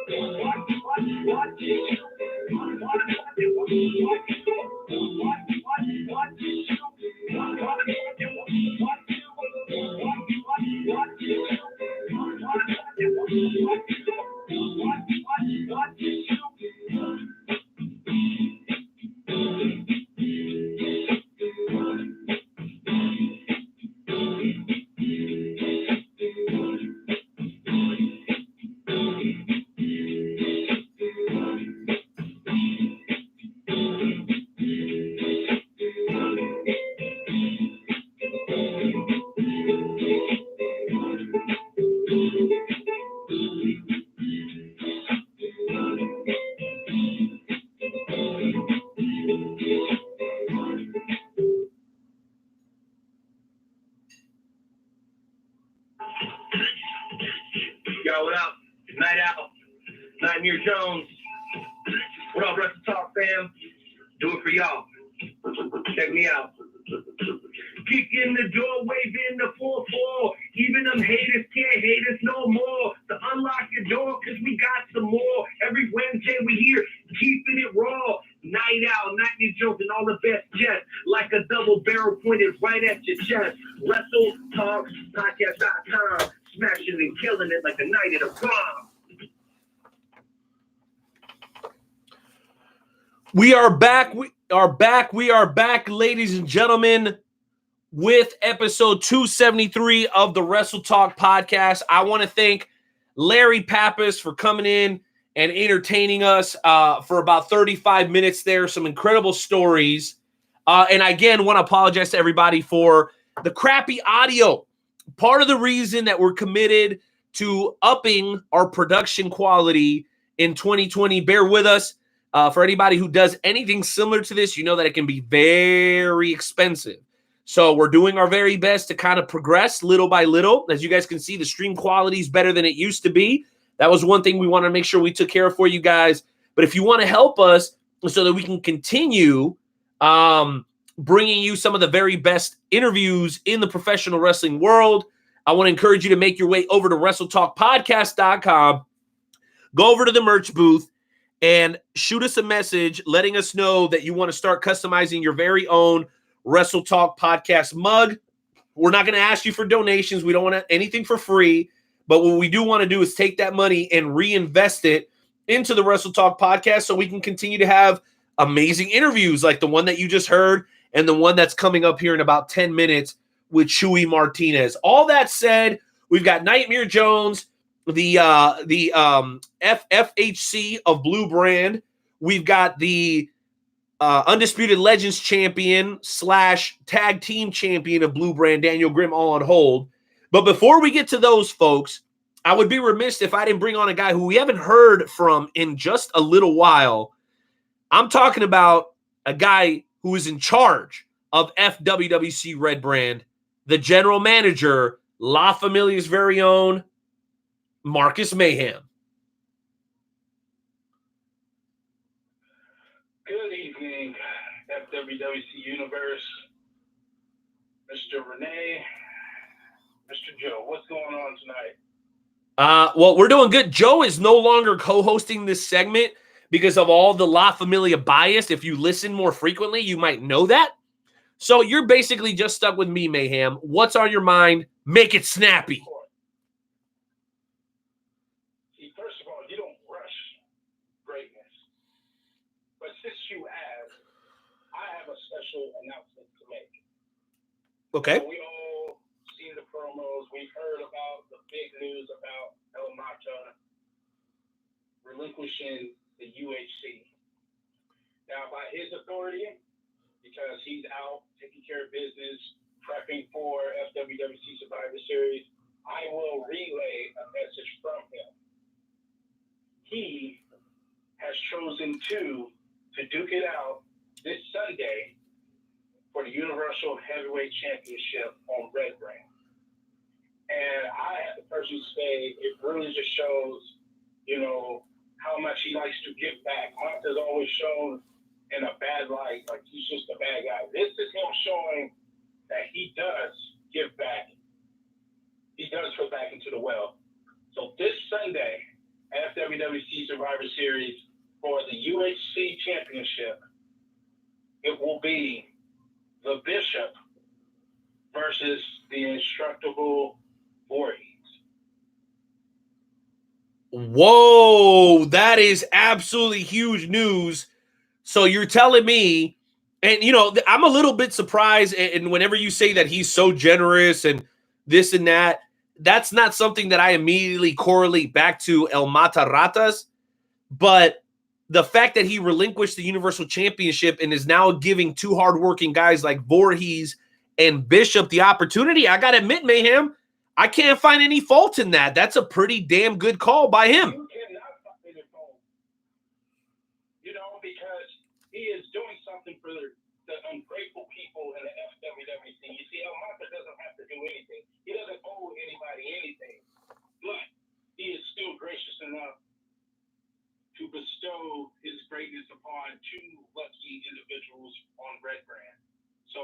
Voorhees and Bishop, I suggest you grovel, send him a thank you card, whatever it takes to show your gratitude to El Mata for his generosity tonight. Wow. Well, I'll tell you what, I'm getting messages right now on my my Facebook Messenger. A lot of people are happy with this decision. Obviously, there are some people on the outside looking in. Mayhem, before we let you go, man, anything else concerning the FWWC Red brand that we need to know about going into a very, very busy weekend of professional wrestling? Yes, of course. We do have another very special match, and it is between Mr. El Luchador and Robert. These two gentlemen will be fighting out for opportunity at the Golden Ticket after it was used by Battlecat when he cashed it in and surprised everyone by taking the Hybrid Television Championship from Dougie Fresh. So we're going to see what happens with that. And I got to say, hopefully I can hear from Dougie Fresh or Battlecat tonight because there's a lot more drama that comes with this. Well, absolutely. Well, Mayhem, thank you for joining us. And you said the man's name, so it makes sense for us to bring him on. And we're going to make it quick because we want to get him and Daniel Grimm on back-to-back if possible. Let's go ahead and jump right into it. Ladies and gentlemen, a man residing in the deepest, darkest part of the jungle, a man who just recently cashed in his golden ticket and became the new FWWC Red Brand Hybrid Television Champion, the one, the only, the Battle Cat. Battle Cat, you're on live, man. What are your thoughts tonight, dude?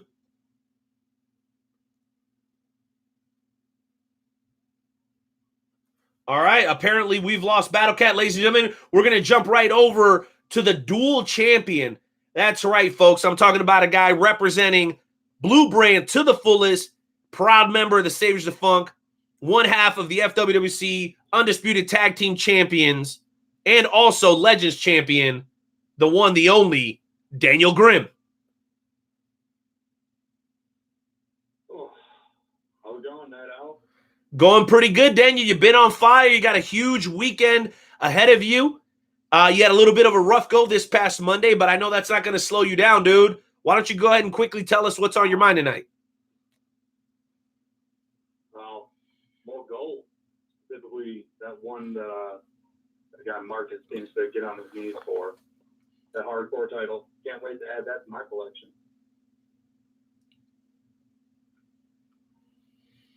Okay, any other thoughts? Honestly, I'm a little flustered right now. I got a lot going on. Personal issues aside, within the brand, certain people need to stop stepping on toes. What do you mean? You want to elaborate on that? This is the place to do it.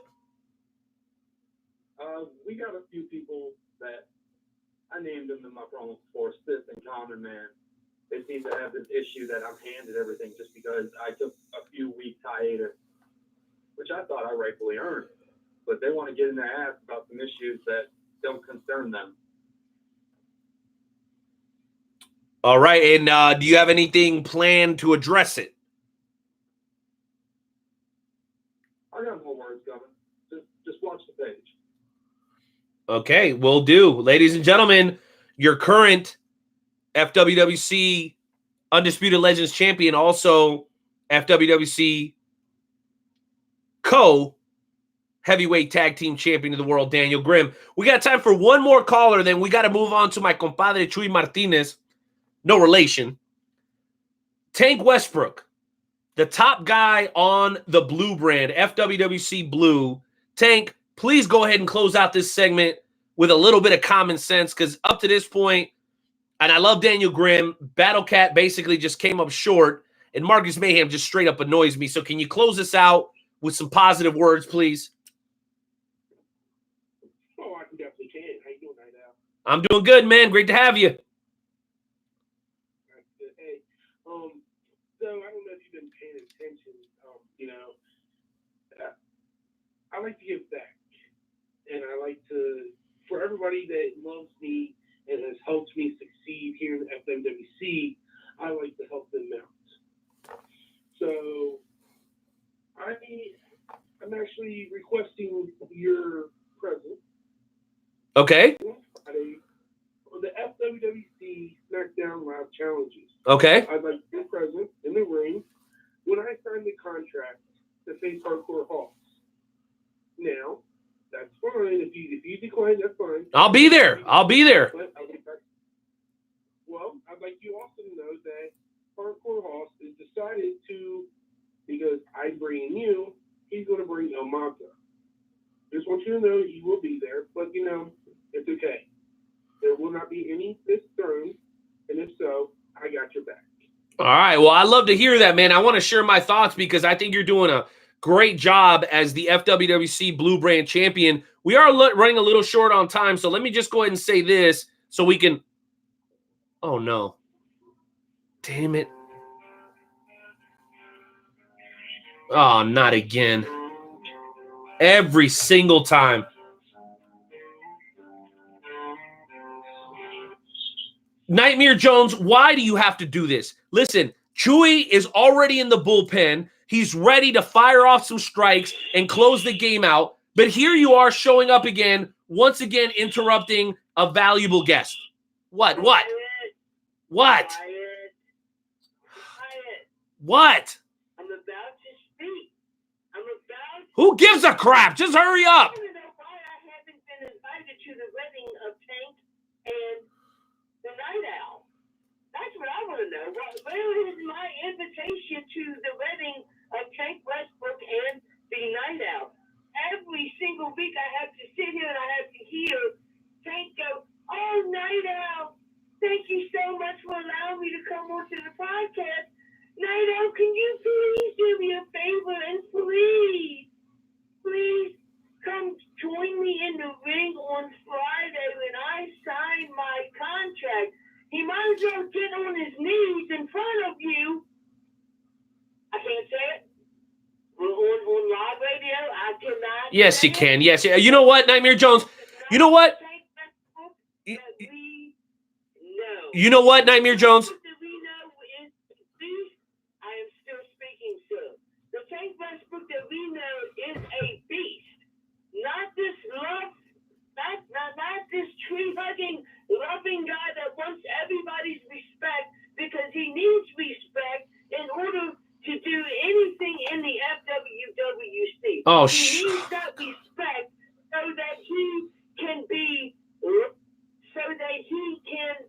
it makes him feel better about himself, because if he doesn't have the people that like him, then he can't succeed in the FWWC.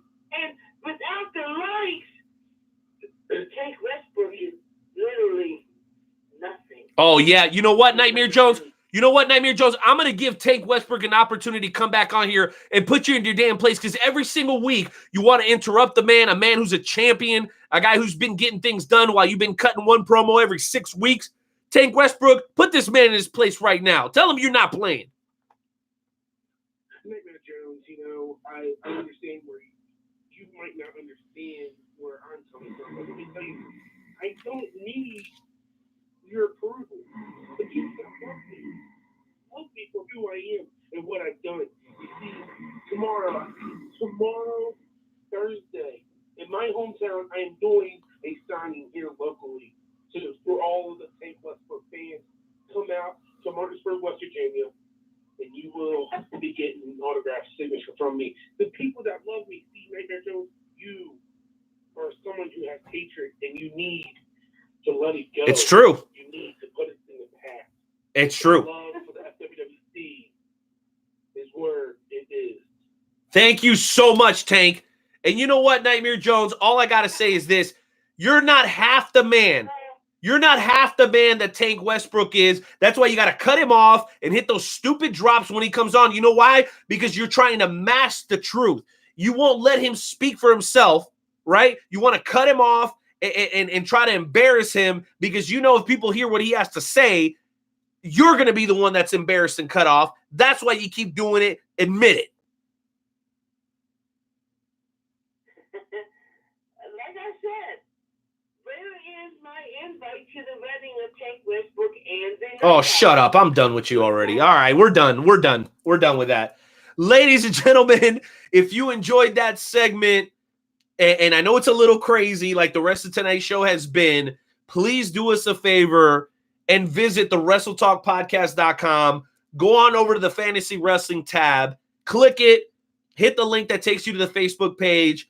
If you've always had a dream, if you've always aspired to be in professional wrestling, but you can't, if you're in a wheelchair, if financially you're limited, if you've got too many responsibilities, you got children, you got whatever it may be, financial or whatever, and you can't actually go out and train to be a professional wrestler and do it the right way, then what you want to do is you want to seek out the world's premier fantasy wrestling promotion, the Fantasy Wrestling Worldwide Chapter. We're very proud to have them on for 15 minutes every single show. And I trust me, guys, we're going to get our full 30 minutes with Chuey Martinez. I guarantee it. We're not cutting him short, even though we're running a little late, because this is a guy who's got the same passion and intensity for real professional wrestling that the people of the FWWC have for fantasy wrestling.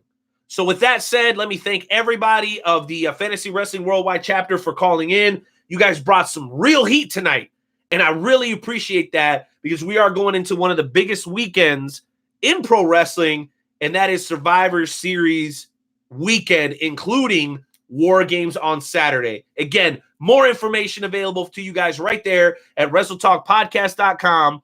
Don't forget, on your way over to the Fantasy Wrestling tab, make sure you visit the merch booth and check out your customized Wrestle Talk Podcast mugs with customized name, $20 plus shipping. Shoot us a DM and we'll get you all set up and taken care of.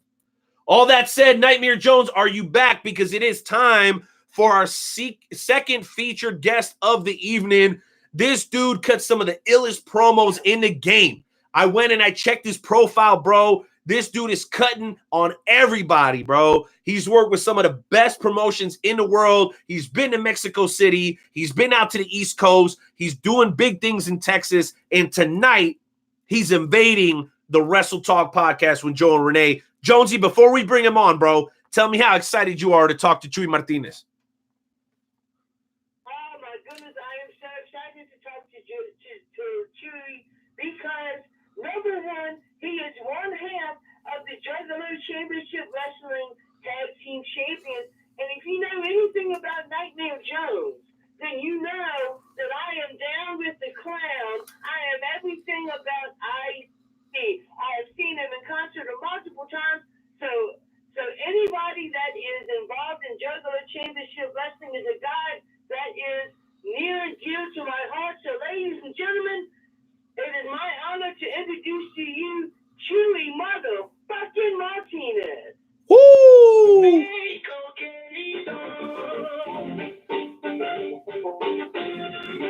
Hey, hey, hey!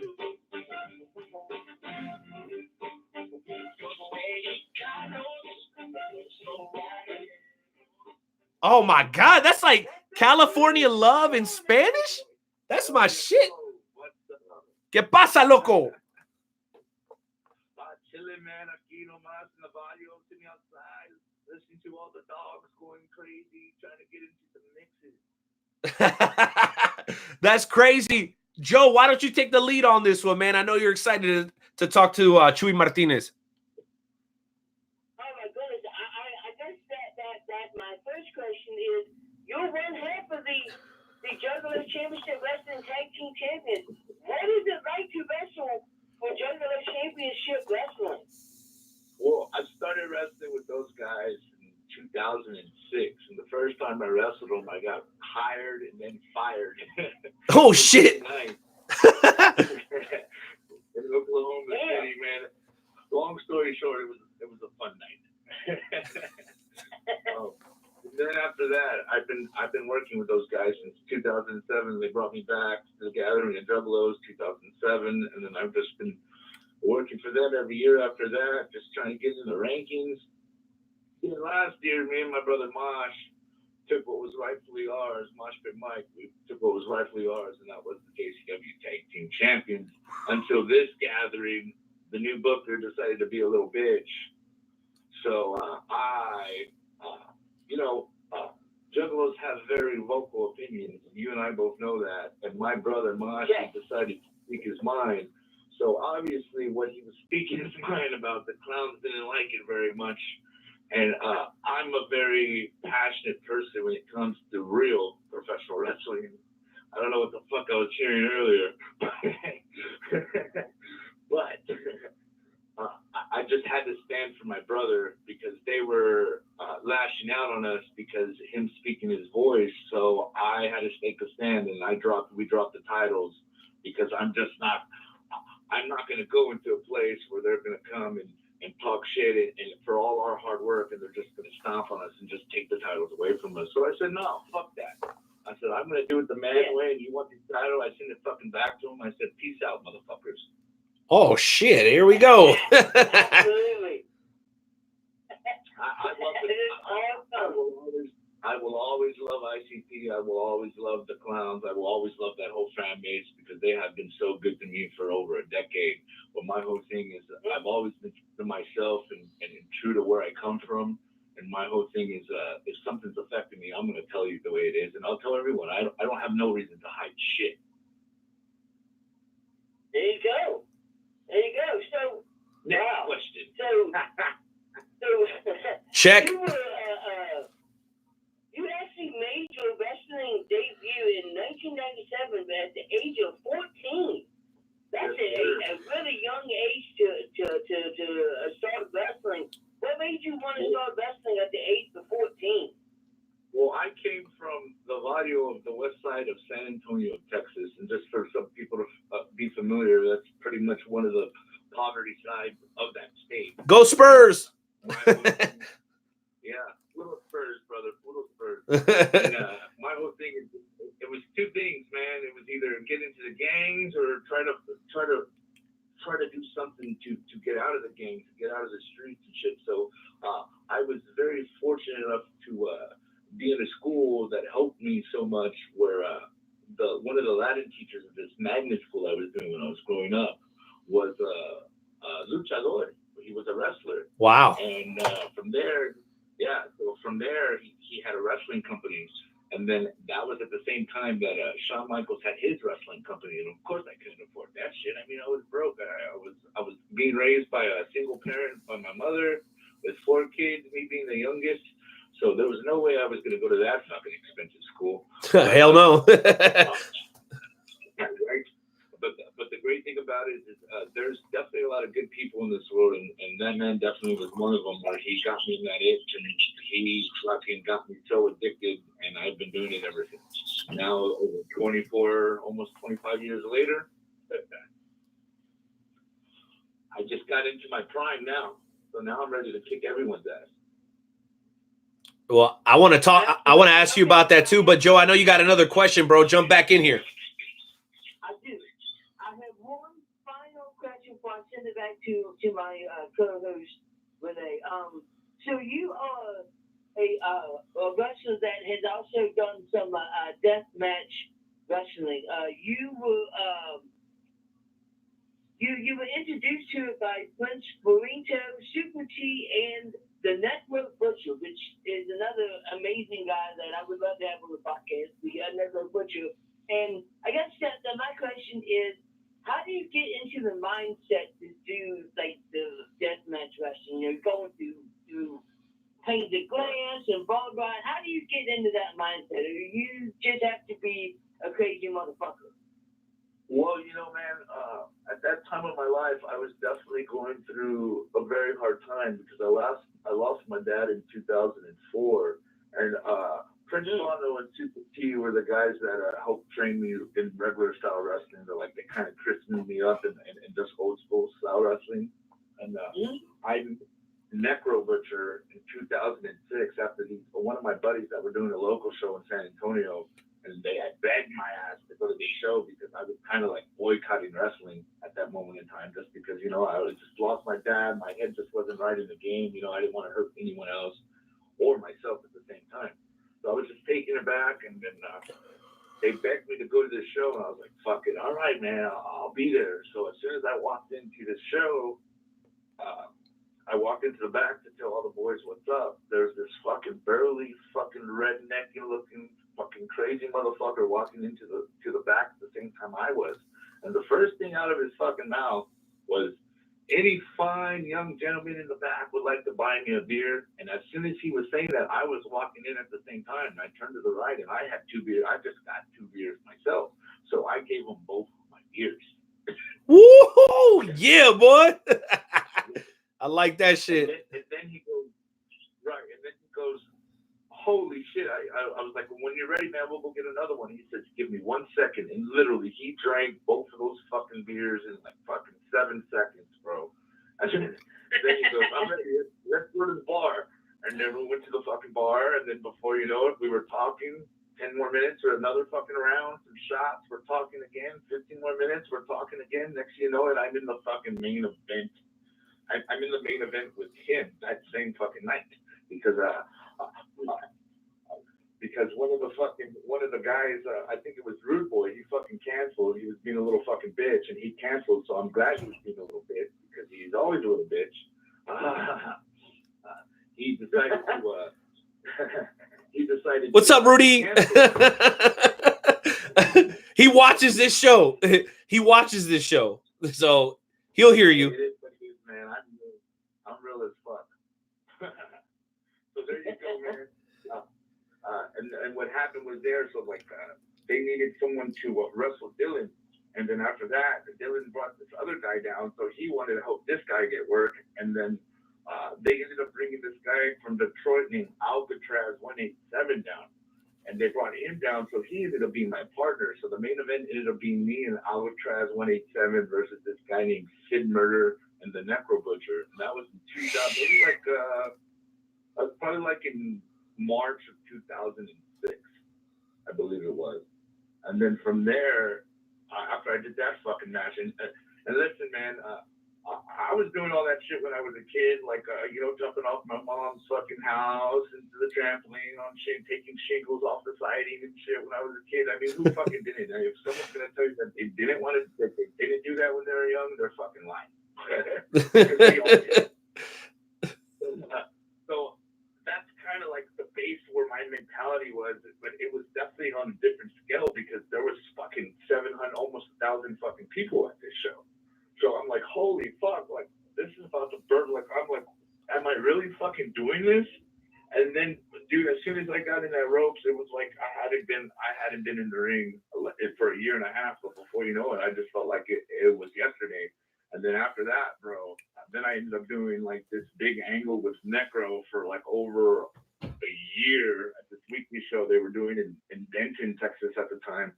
And the next week I went up there and I lost. Like he punched out one tooth out of me. Like he fucking punched me so hard, one of my tooth fucking just shattered during the match, and it was just like, holy shit, what the fuck did I get into?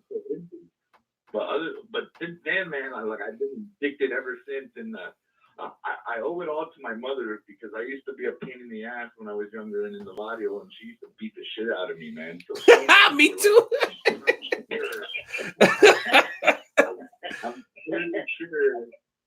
I'm pretty fucking sure that she like whipped out all my pain tolerance. You know what I'm saying? So like, she beat the hardcore into you, bro. She had to roll with those fucking paddles, with anything she could get her hands on. One of them fucking wooden paddles. With La chancla. Bro, in a chancla, pero those paddles, it helped her more because I stole a 25-cent candy one time from the corner store, and I'll never steal again because of that fucking paddle, bro. Let me tell you. Wow. I don't want to take up all of the time because I do have a co-host. So, Renee, I know that you've been chomping at the bit. So, why don't you ask Chewy whatever questions that you have? Yeah, no doubt. Well, let me start with this, bro. So, first question: are you fluent in Spanish? I'm bilingual. See, I've been born and raised to know Spanish and English the majority of my life. I would love, and I haven't talked to Joe about this, but we have the ability to do a show every week on our current service. So I would love to do a one-on-one just in straight Spanish with you because I think a lot of your fans in Mexico would get a kick out of that. And I know you've made a couple of trips down there. And I'm going to ask you about that here in just a Yeah, no doubt. I know you love going down there too. Mexico City's a special place. But before I go there, let me ask you about this. So here in about 3 weeks, you're going to be coming up my way. You're going to be working in the great state of Kansas for a company called XWE. Our friend Billy Simmons he went ahead and broke the news to us a little bit earlier on today. Let me ask you about your mindset when you're going into a new place. These guys are pretty excited to have you in. I don't know if you've been before. I'm assuming it's your first time. How does your mindset shift, and what demeanor do you feel like you bring to a locker room? Because everybody adds a little something, right, to every locker room. So what is it that Chuey Martinez adds to a locker room and to a roster when you come into a new place? Well, man, I'm always one of those persons when I go in, I like to treat people the way they like to be treated, man. And that's the same respect with me. So when I walk into a place, I go around, I do everything. If I can help if the ring's getting set up at the time, it doesn't matter how long I've been in this business. I always go in there and try to help as much as possible. And then when I go in there, I let everybody know who I am, and I'm a chill ass fucking cat, but don't get me twisted. If you disrespect me, I'll definitely show you what I'm all about, and that's one thing going into anywhere I go. And I'm very excited to make my debut at XWE in Salina, Kansas, because I've been wanting to go to Kansas. I've been wanting to wrestle for XWE for a while, but I'm finally we got everything, and we got the deal all set. So I'm bringing some Texas Outlaws with me, because I ain't coming alone. Oh, shit. I'm brown, man. I got to make sure I got some company, bro. Yeah, we Mexicans, we fit more people in a car than a bunch of clowns. I'll tell you that right now. Personal experience speaking right now. Yes, sir. Me as well. No doubt. Well, in that case, let me ask you about your opponent. And I don't know how high you measure. Maybe you can give us that information. But I've had the opportunity to see Chaos in action. This dude isn't one that's for the weak-hearted. The dude likes to hit, and he likes to hit hard. Just based on the camo pants, I think he's got a little bit of a military background, man. What do you know about Chaos, and what's maybe your thoughts going into a match that, again, enemy territory. XWE is Chaos's home. It's your first time going in. How are you feeling going into that matchup?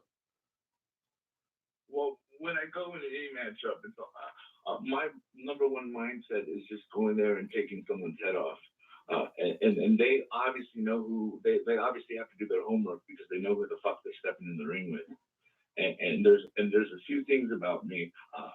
This is a kid show, so I am going to be as cool as possible, but at the same time still keep my same endurance and let everybody know why my name is Chuey motherfucking Martinez. And what's his name? Chaos? Chaos, yeah. Is that what you said, Chaos? Okay, cool. Well, whoever the fuck Chaos is, let me tell you one thing, Chaos, if you're fucking listening. Lace up your boots and get ready for a fight. That's all I got to say, because I don't talk shit. I go in that ring and I battle it out like a fucking man. Period. Well, that's dope. And I will tell you, XWE does have kids at its show, but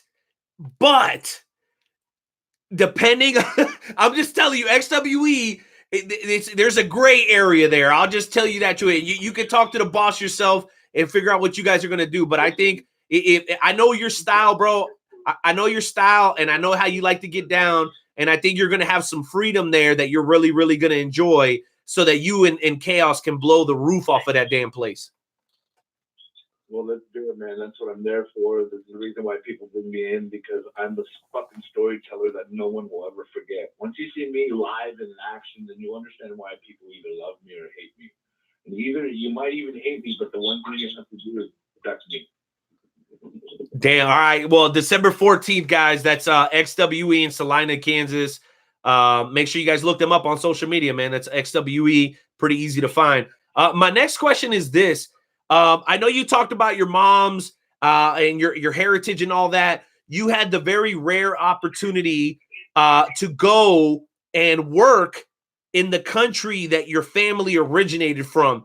Tell us a little bit about your trip to Mexico. I know you've made more than one, but I know it's very different down there. One of our boys from Colorado, Chandler Hopkins, who I know you're familiar with as well.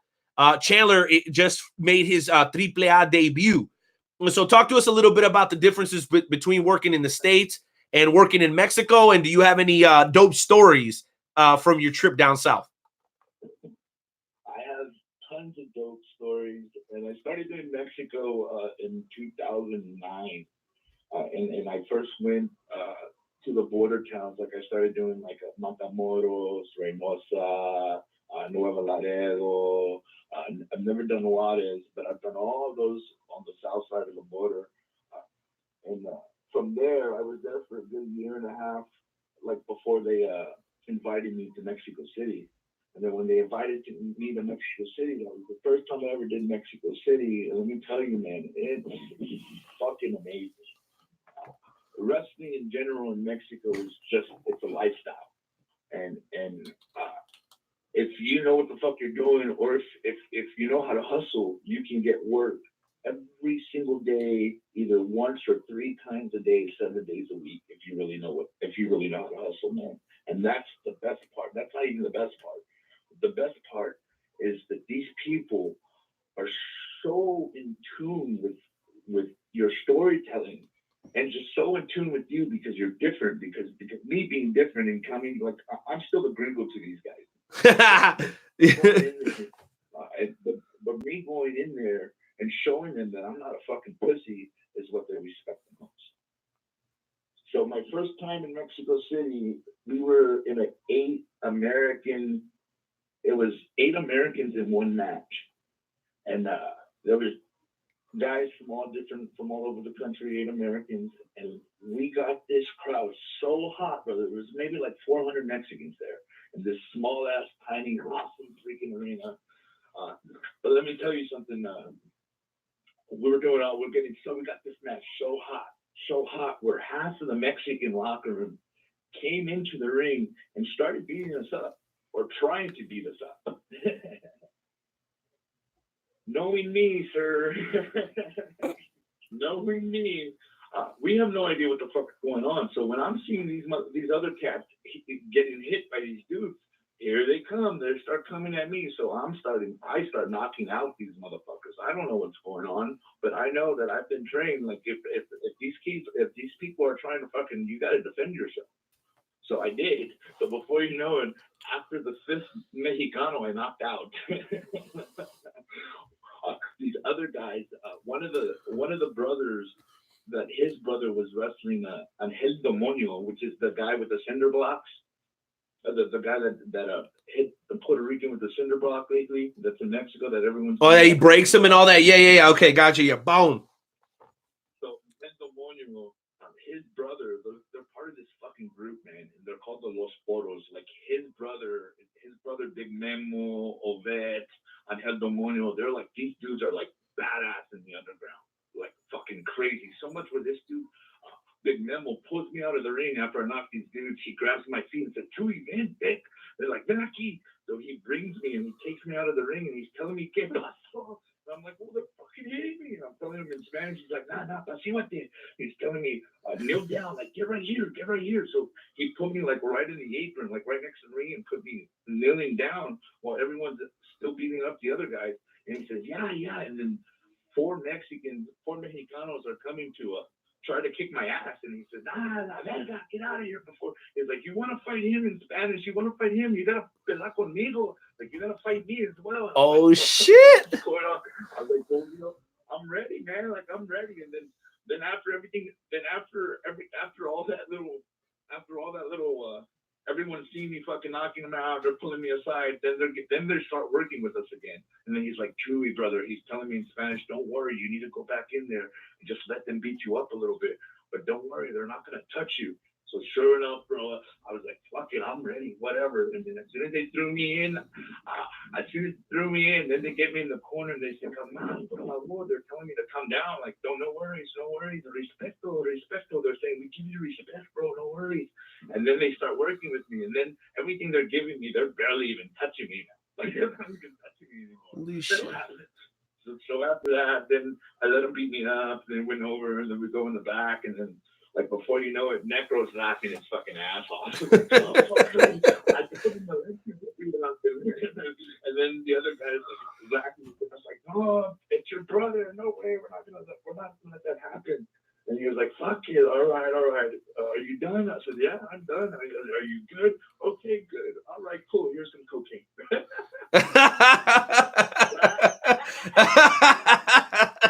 This guy. Wow, that's crazy, bro. That's crazy. Well, I got one more question, bro. Then I'm gonna throw it back to Joe, and then hopefully we can get into a little bit of a trivia challenge here tonight because I know you're definitely a competitive dude. My last question is this, man, and to me it's important to know this from you. So, of all the time that you spend in professional wrestling, and I know you're not gonna write a book or anything, at least not right now. What do you feel like you've contributed? What do you feel like you've contributed to the business? Because I know that, professional wrestling is like a quilt, right? And everybody is like knitting their own little piece. Like we're doing our piece. I'm a commentator, ring announcer, I also do the show. My buddy Joe, he's out on the East Coast in Baltimore and West Virginia, and he's a referee. So we're all kind of knitting a little piece of what professional wrestling is. When we look back 5-10 years from now, and we look back on the career of Chuey Martinez, what do you think that piece looks like? What do you think you contributed to the business from start and maybe even looking a little bit forward to the finish? I think at the beginning I was stuck in the middle, that's for sure. But when I found out how to construct and maintain a lifestyle in this business, when I started to invest in matches, I definitely gave a repertoire of letting people know that they never know what to expect when I came into my matches, because one thing like I always like to give everyone a climax. So I'm definitely a storyteller, and I love to just top everything I do most. And I tried so many times in my life to calm myself down, but the more I get addicted and the more in love I get with pro wrestling every year, it just makes me want to give my body more to these people, because these fans are the people that have embraced me so much, and they have saved my life, and that's being 100% shoot. Because if it wasn't for wrestling, I don't know where I would be. So what I give to people, and I want people to understand that when you come see me, that you're never ever going to forget me, because when you see my storytelling, it will be instilled in your head forever until the dinosaurs come back again. You know what I'm saying? And then I want people to understand that when you book me and you get me, you're going to get 169% of me.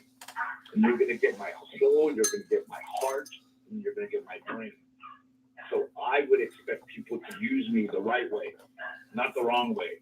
What I say is the right way is just use me for my knowledge and use me for what I bring and what I like to give to the future, because I love teaching kids every single day. Like it's hard to get people to listen to you, but when kids decide they want to actually learn, you can help them.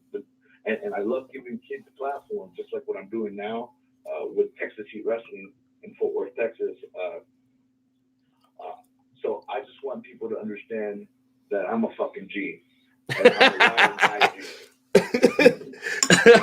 Hey, you know what I caught? And I bleed professional wrestling. And if anyone wants to say different, they're fucking stupid, and they can suck a big fat dick.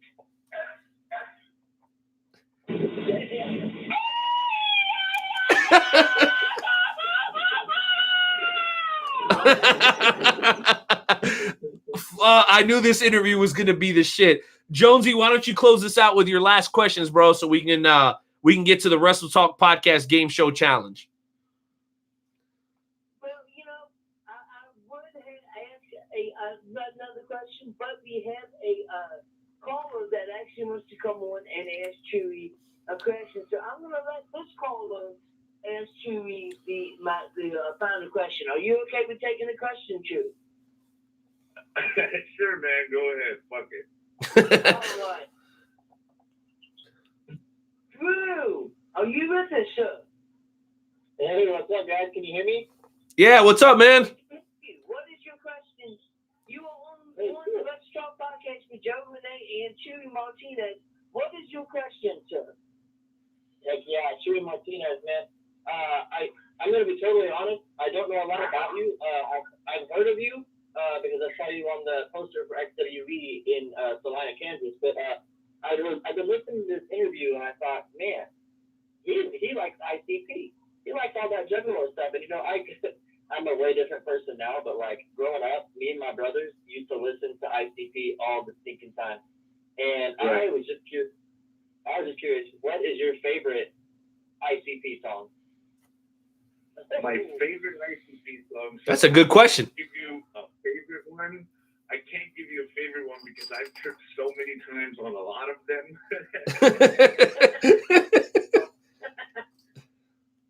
But I'm always a fan of Homies, man. Homies is one of my favorite songs. It just was what it does. Right. And then We have so much in common.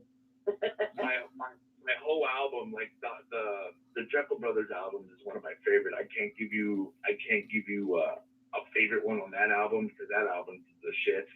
And let me see, man. Like the one that they did recently, they did one recently that's like the inversion of Beautiful, but like it's like a cover of Christina Aguilera, but it's a Juggalo style version of Beautiful. That one's pretty fucking dope. Yeah.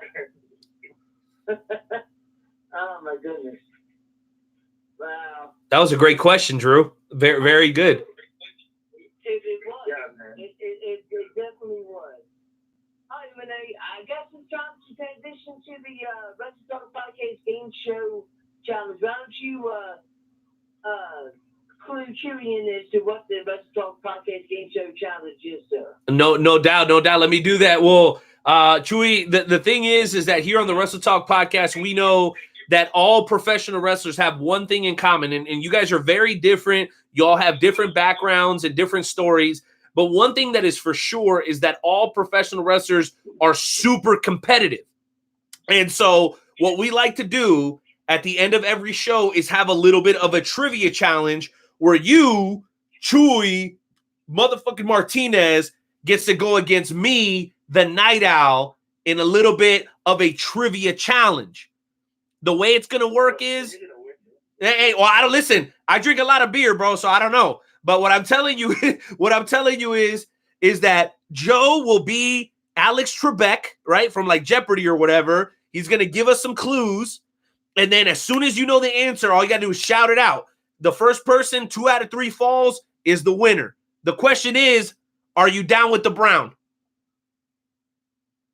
Yes, sir. Let's go. Intern Timmy, hit the music as we get into tonight's edition of the Wrestle Talk Podcast Game Show Challenge.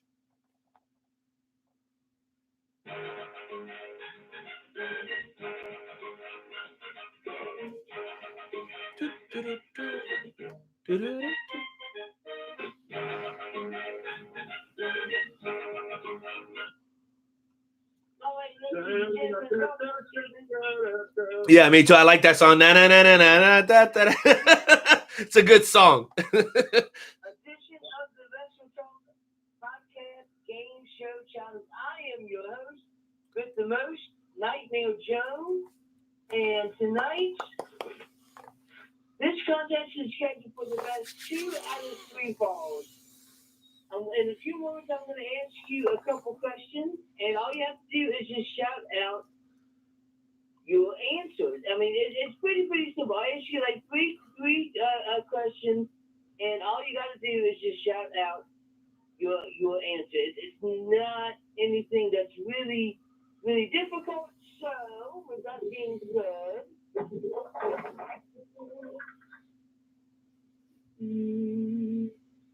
What the fuck? What the hell was that? All right, what do you got, Joe? Let's go. Question number 1. Question number 1. This night, professional wrestler held the ECW World Tag Team Championship with Lance Storm, the Smoky Wrestling Tag Team Championships with I'm seeing this thing, but doing a little bit too much with Brian Lee and the WCW Cruiserweight Championship with the NWA World Heavyweight Championship. Most people will remember him with his WWF Tag Team Championship reign with his tag team partner Zip and his manager Sonny. He was married to Tammy Stitch. I know it's not fucking Chris Candido. Not Sean. It's not Chris Sean. Candido is correct. Oh shit, bro. I was way off. You said Sonny, I immediately thought Shawn Michaels. All right, that's fine. I still got a chance, baby. Let's go. So, with that being said, Chewy has 1 point, the Night Owl, and no point. Hey, wait a minute. Can I say something? But can I say something before we go any further? What's that? All right, Joe. It's Chewy, not Chewy. It's Chewy, not Chewy. Damn it! Say it right. Got him. Got him. All right, question number 2. Let's go. Question number 2. This professional wrestler won the IWGP Tag Team Championships with Giant Bernard, a.k.a. Albert from TNA, and the Tag Team Championships with AJ Styles. He also spent time in the WWE as an enforcer or a Luke Gallows. or Christian. What's that? Luke Gallows. No. His first name is Tyson. Tyson Kidd. No,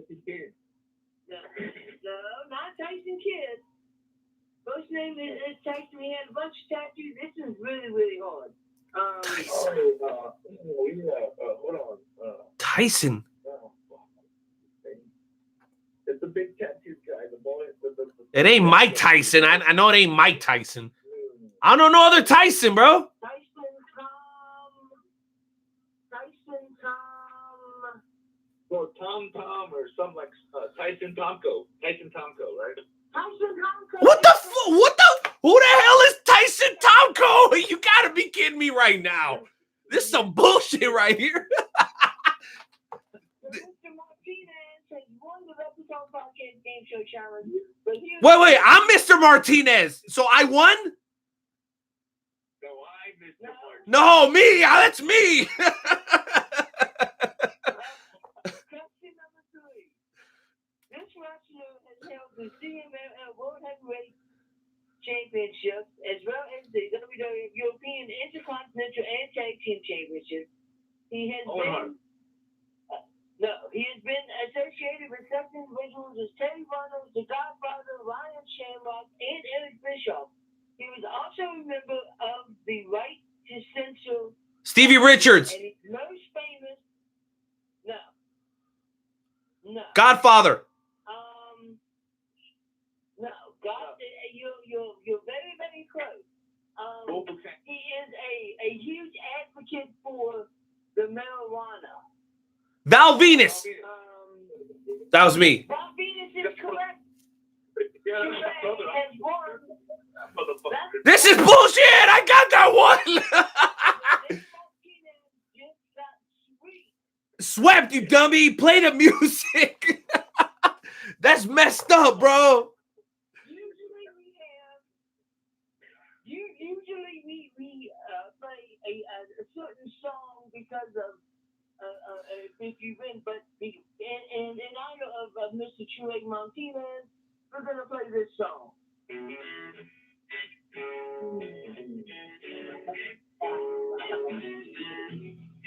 Hey, I like this jam though. This homies right here, boy.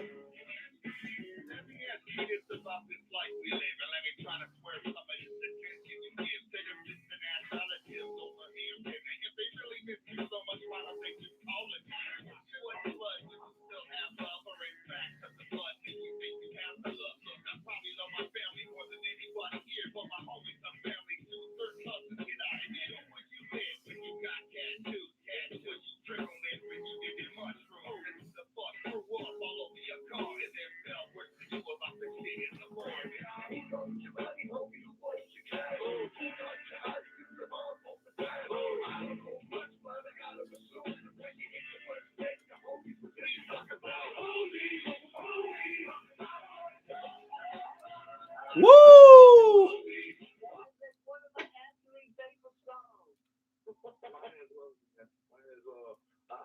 We've done that Fago on the way and shit with that song. That's just amazing, bro.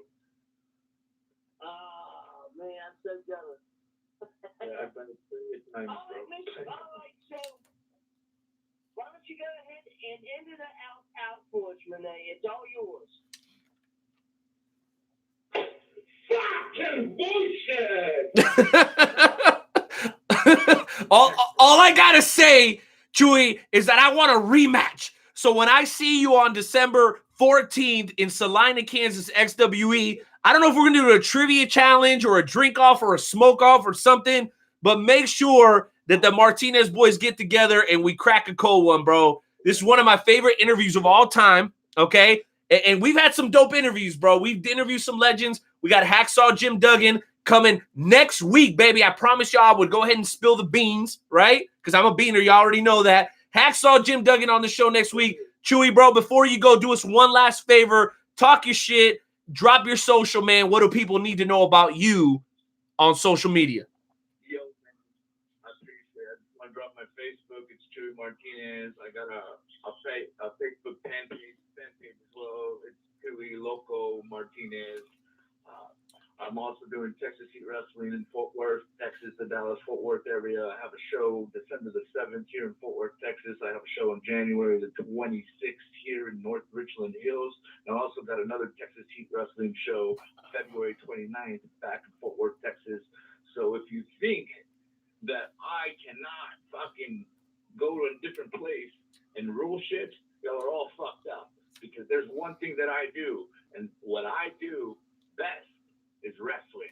So you better know, motherfuckers, that y'all want to fuck with me, I'm going to come back tenfold and let everybody know who the fuck Chewy more motherfucking Martinez is. One more time.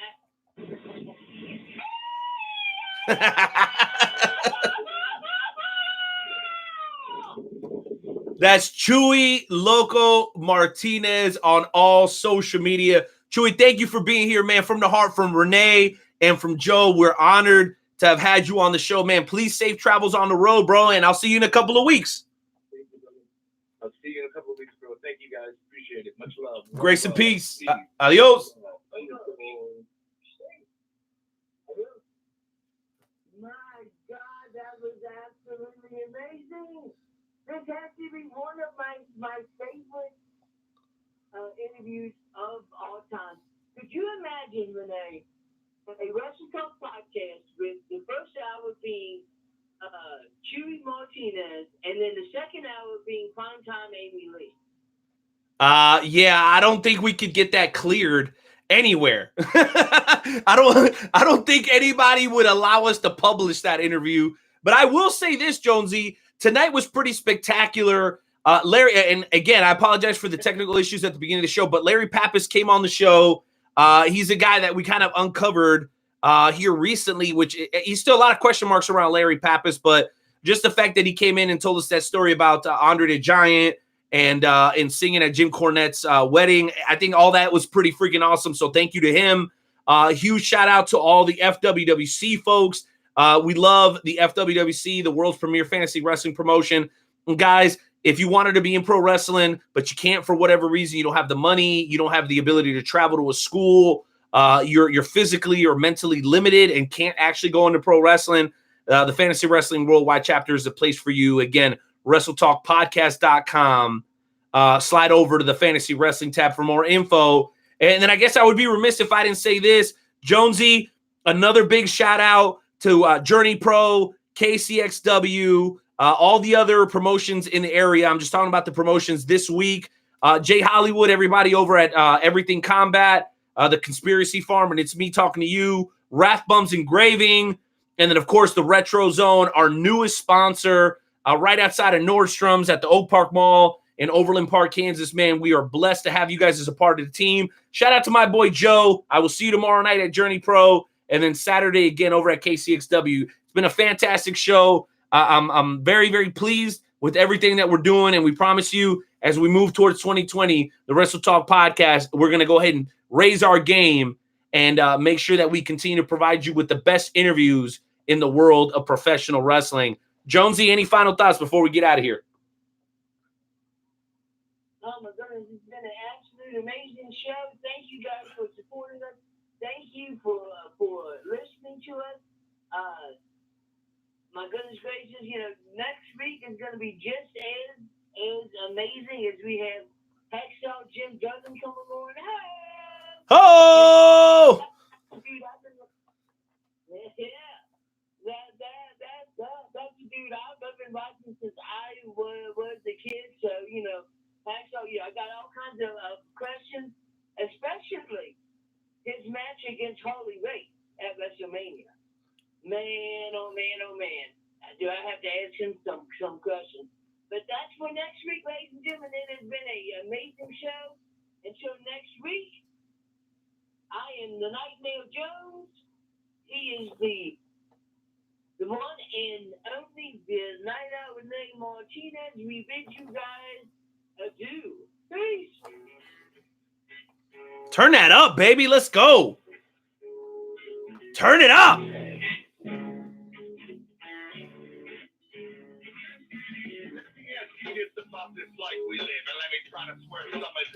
Please share. Please share. Please share. We just try to entertain you guys. It's free. You're using somebody else's Wi-Fi anyway. You're not paying for that. You got your phone plugged into the wall. You're not paying for that. Share. It means everything to us. I love y'all. Wrestle Talk family. For life. Thank you, Retro Zone, Kincaid. Thank you, Wrestle Talk family. We'll be back. 274. Woo! And ho!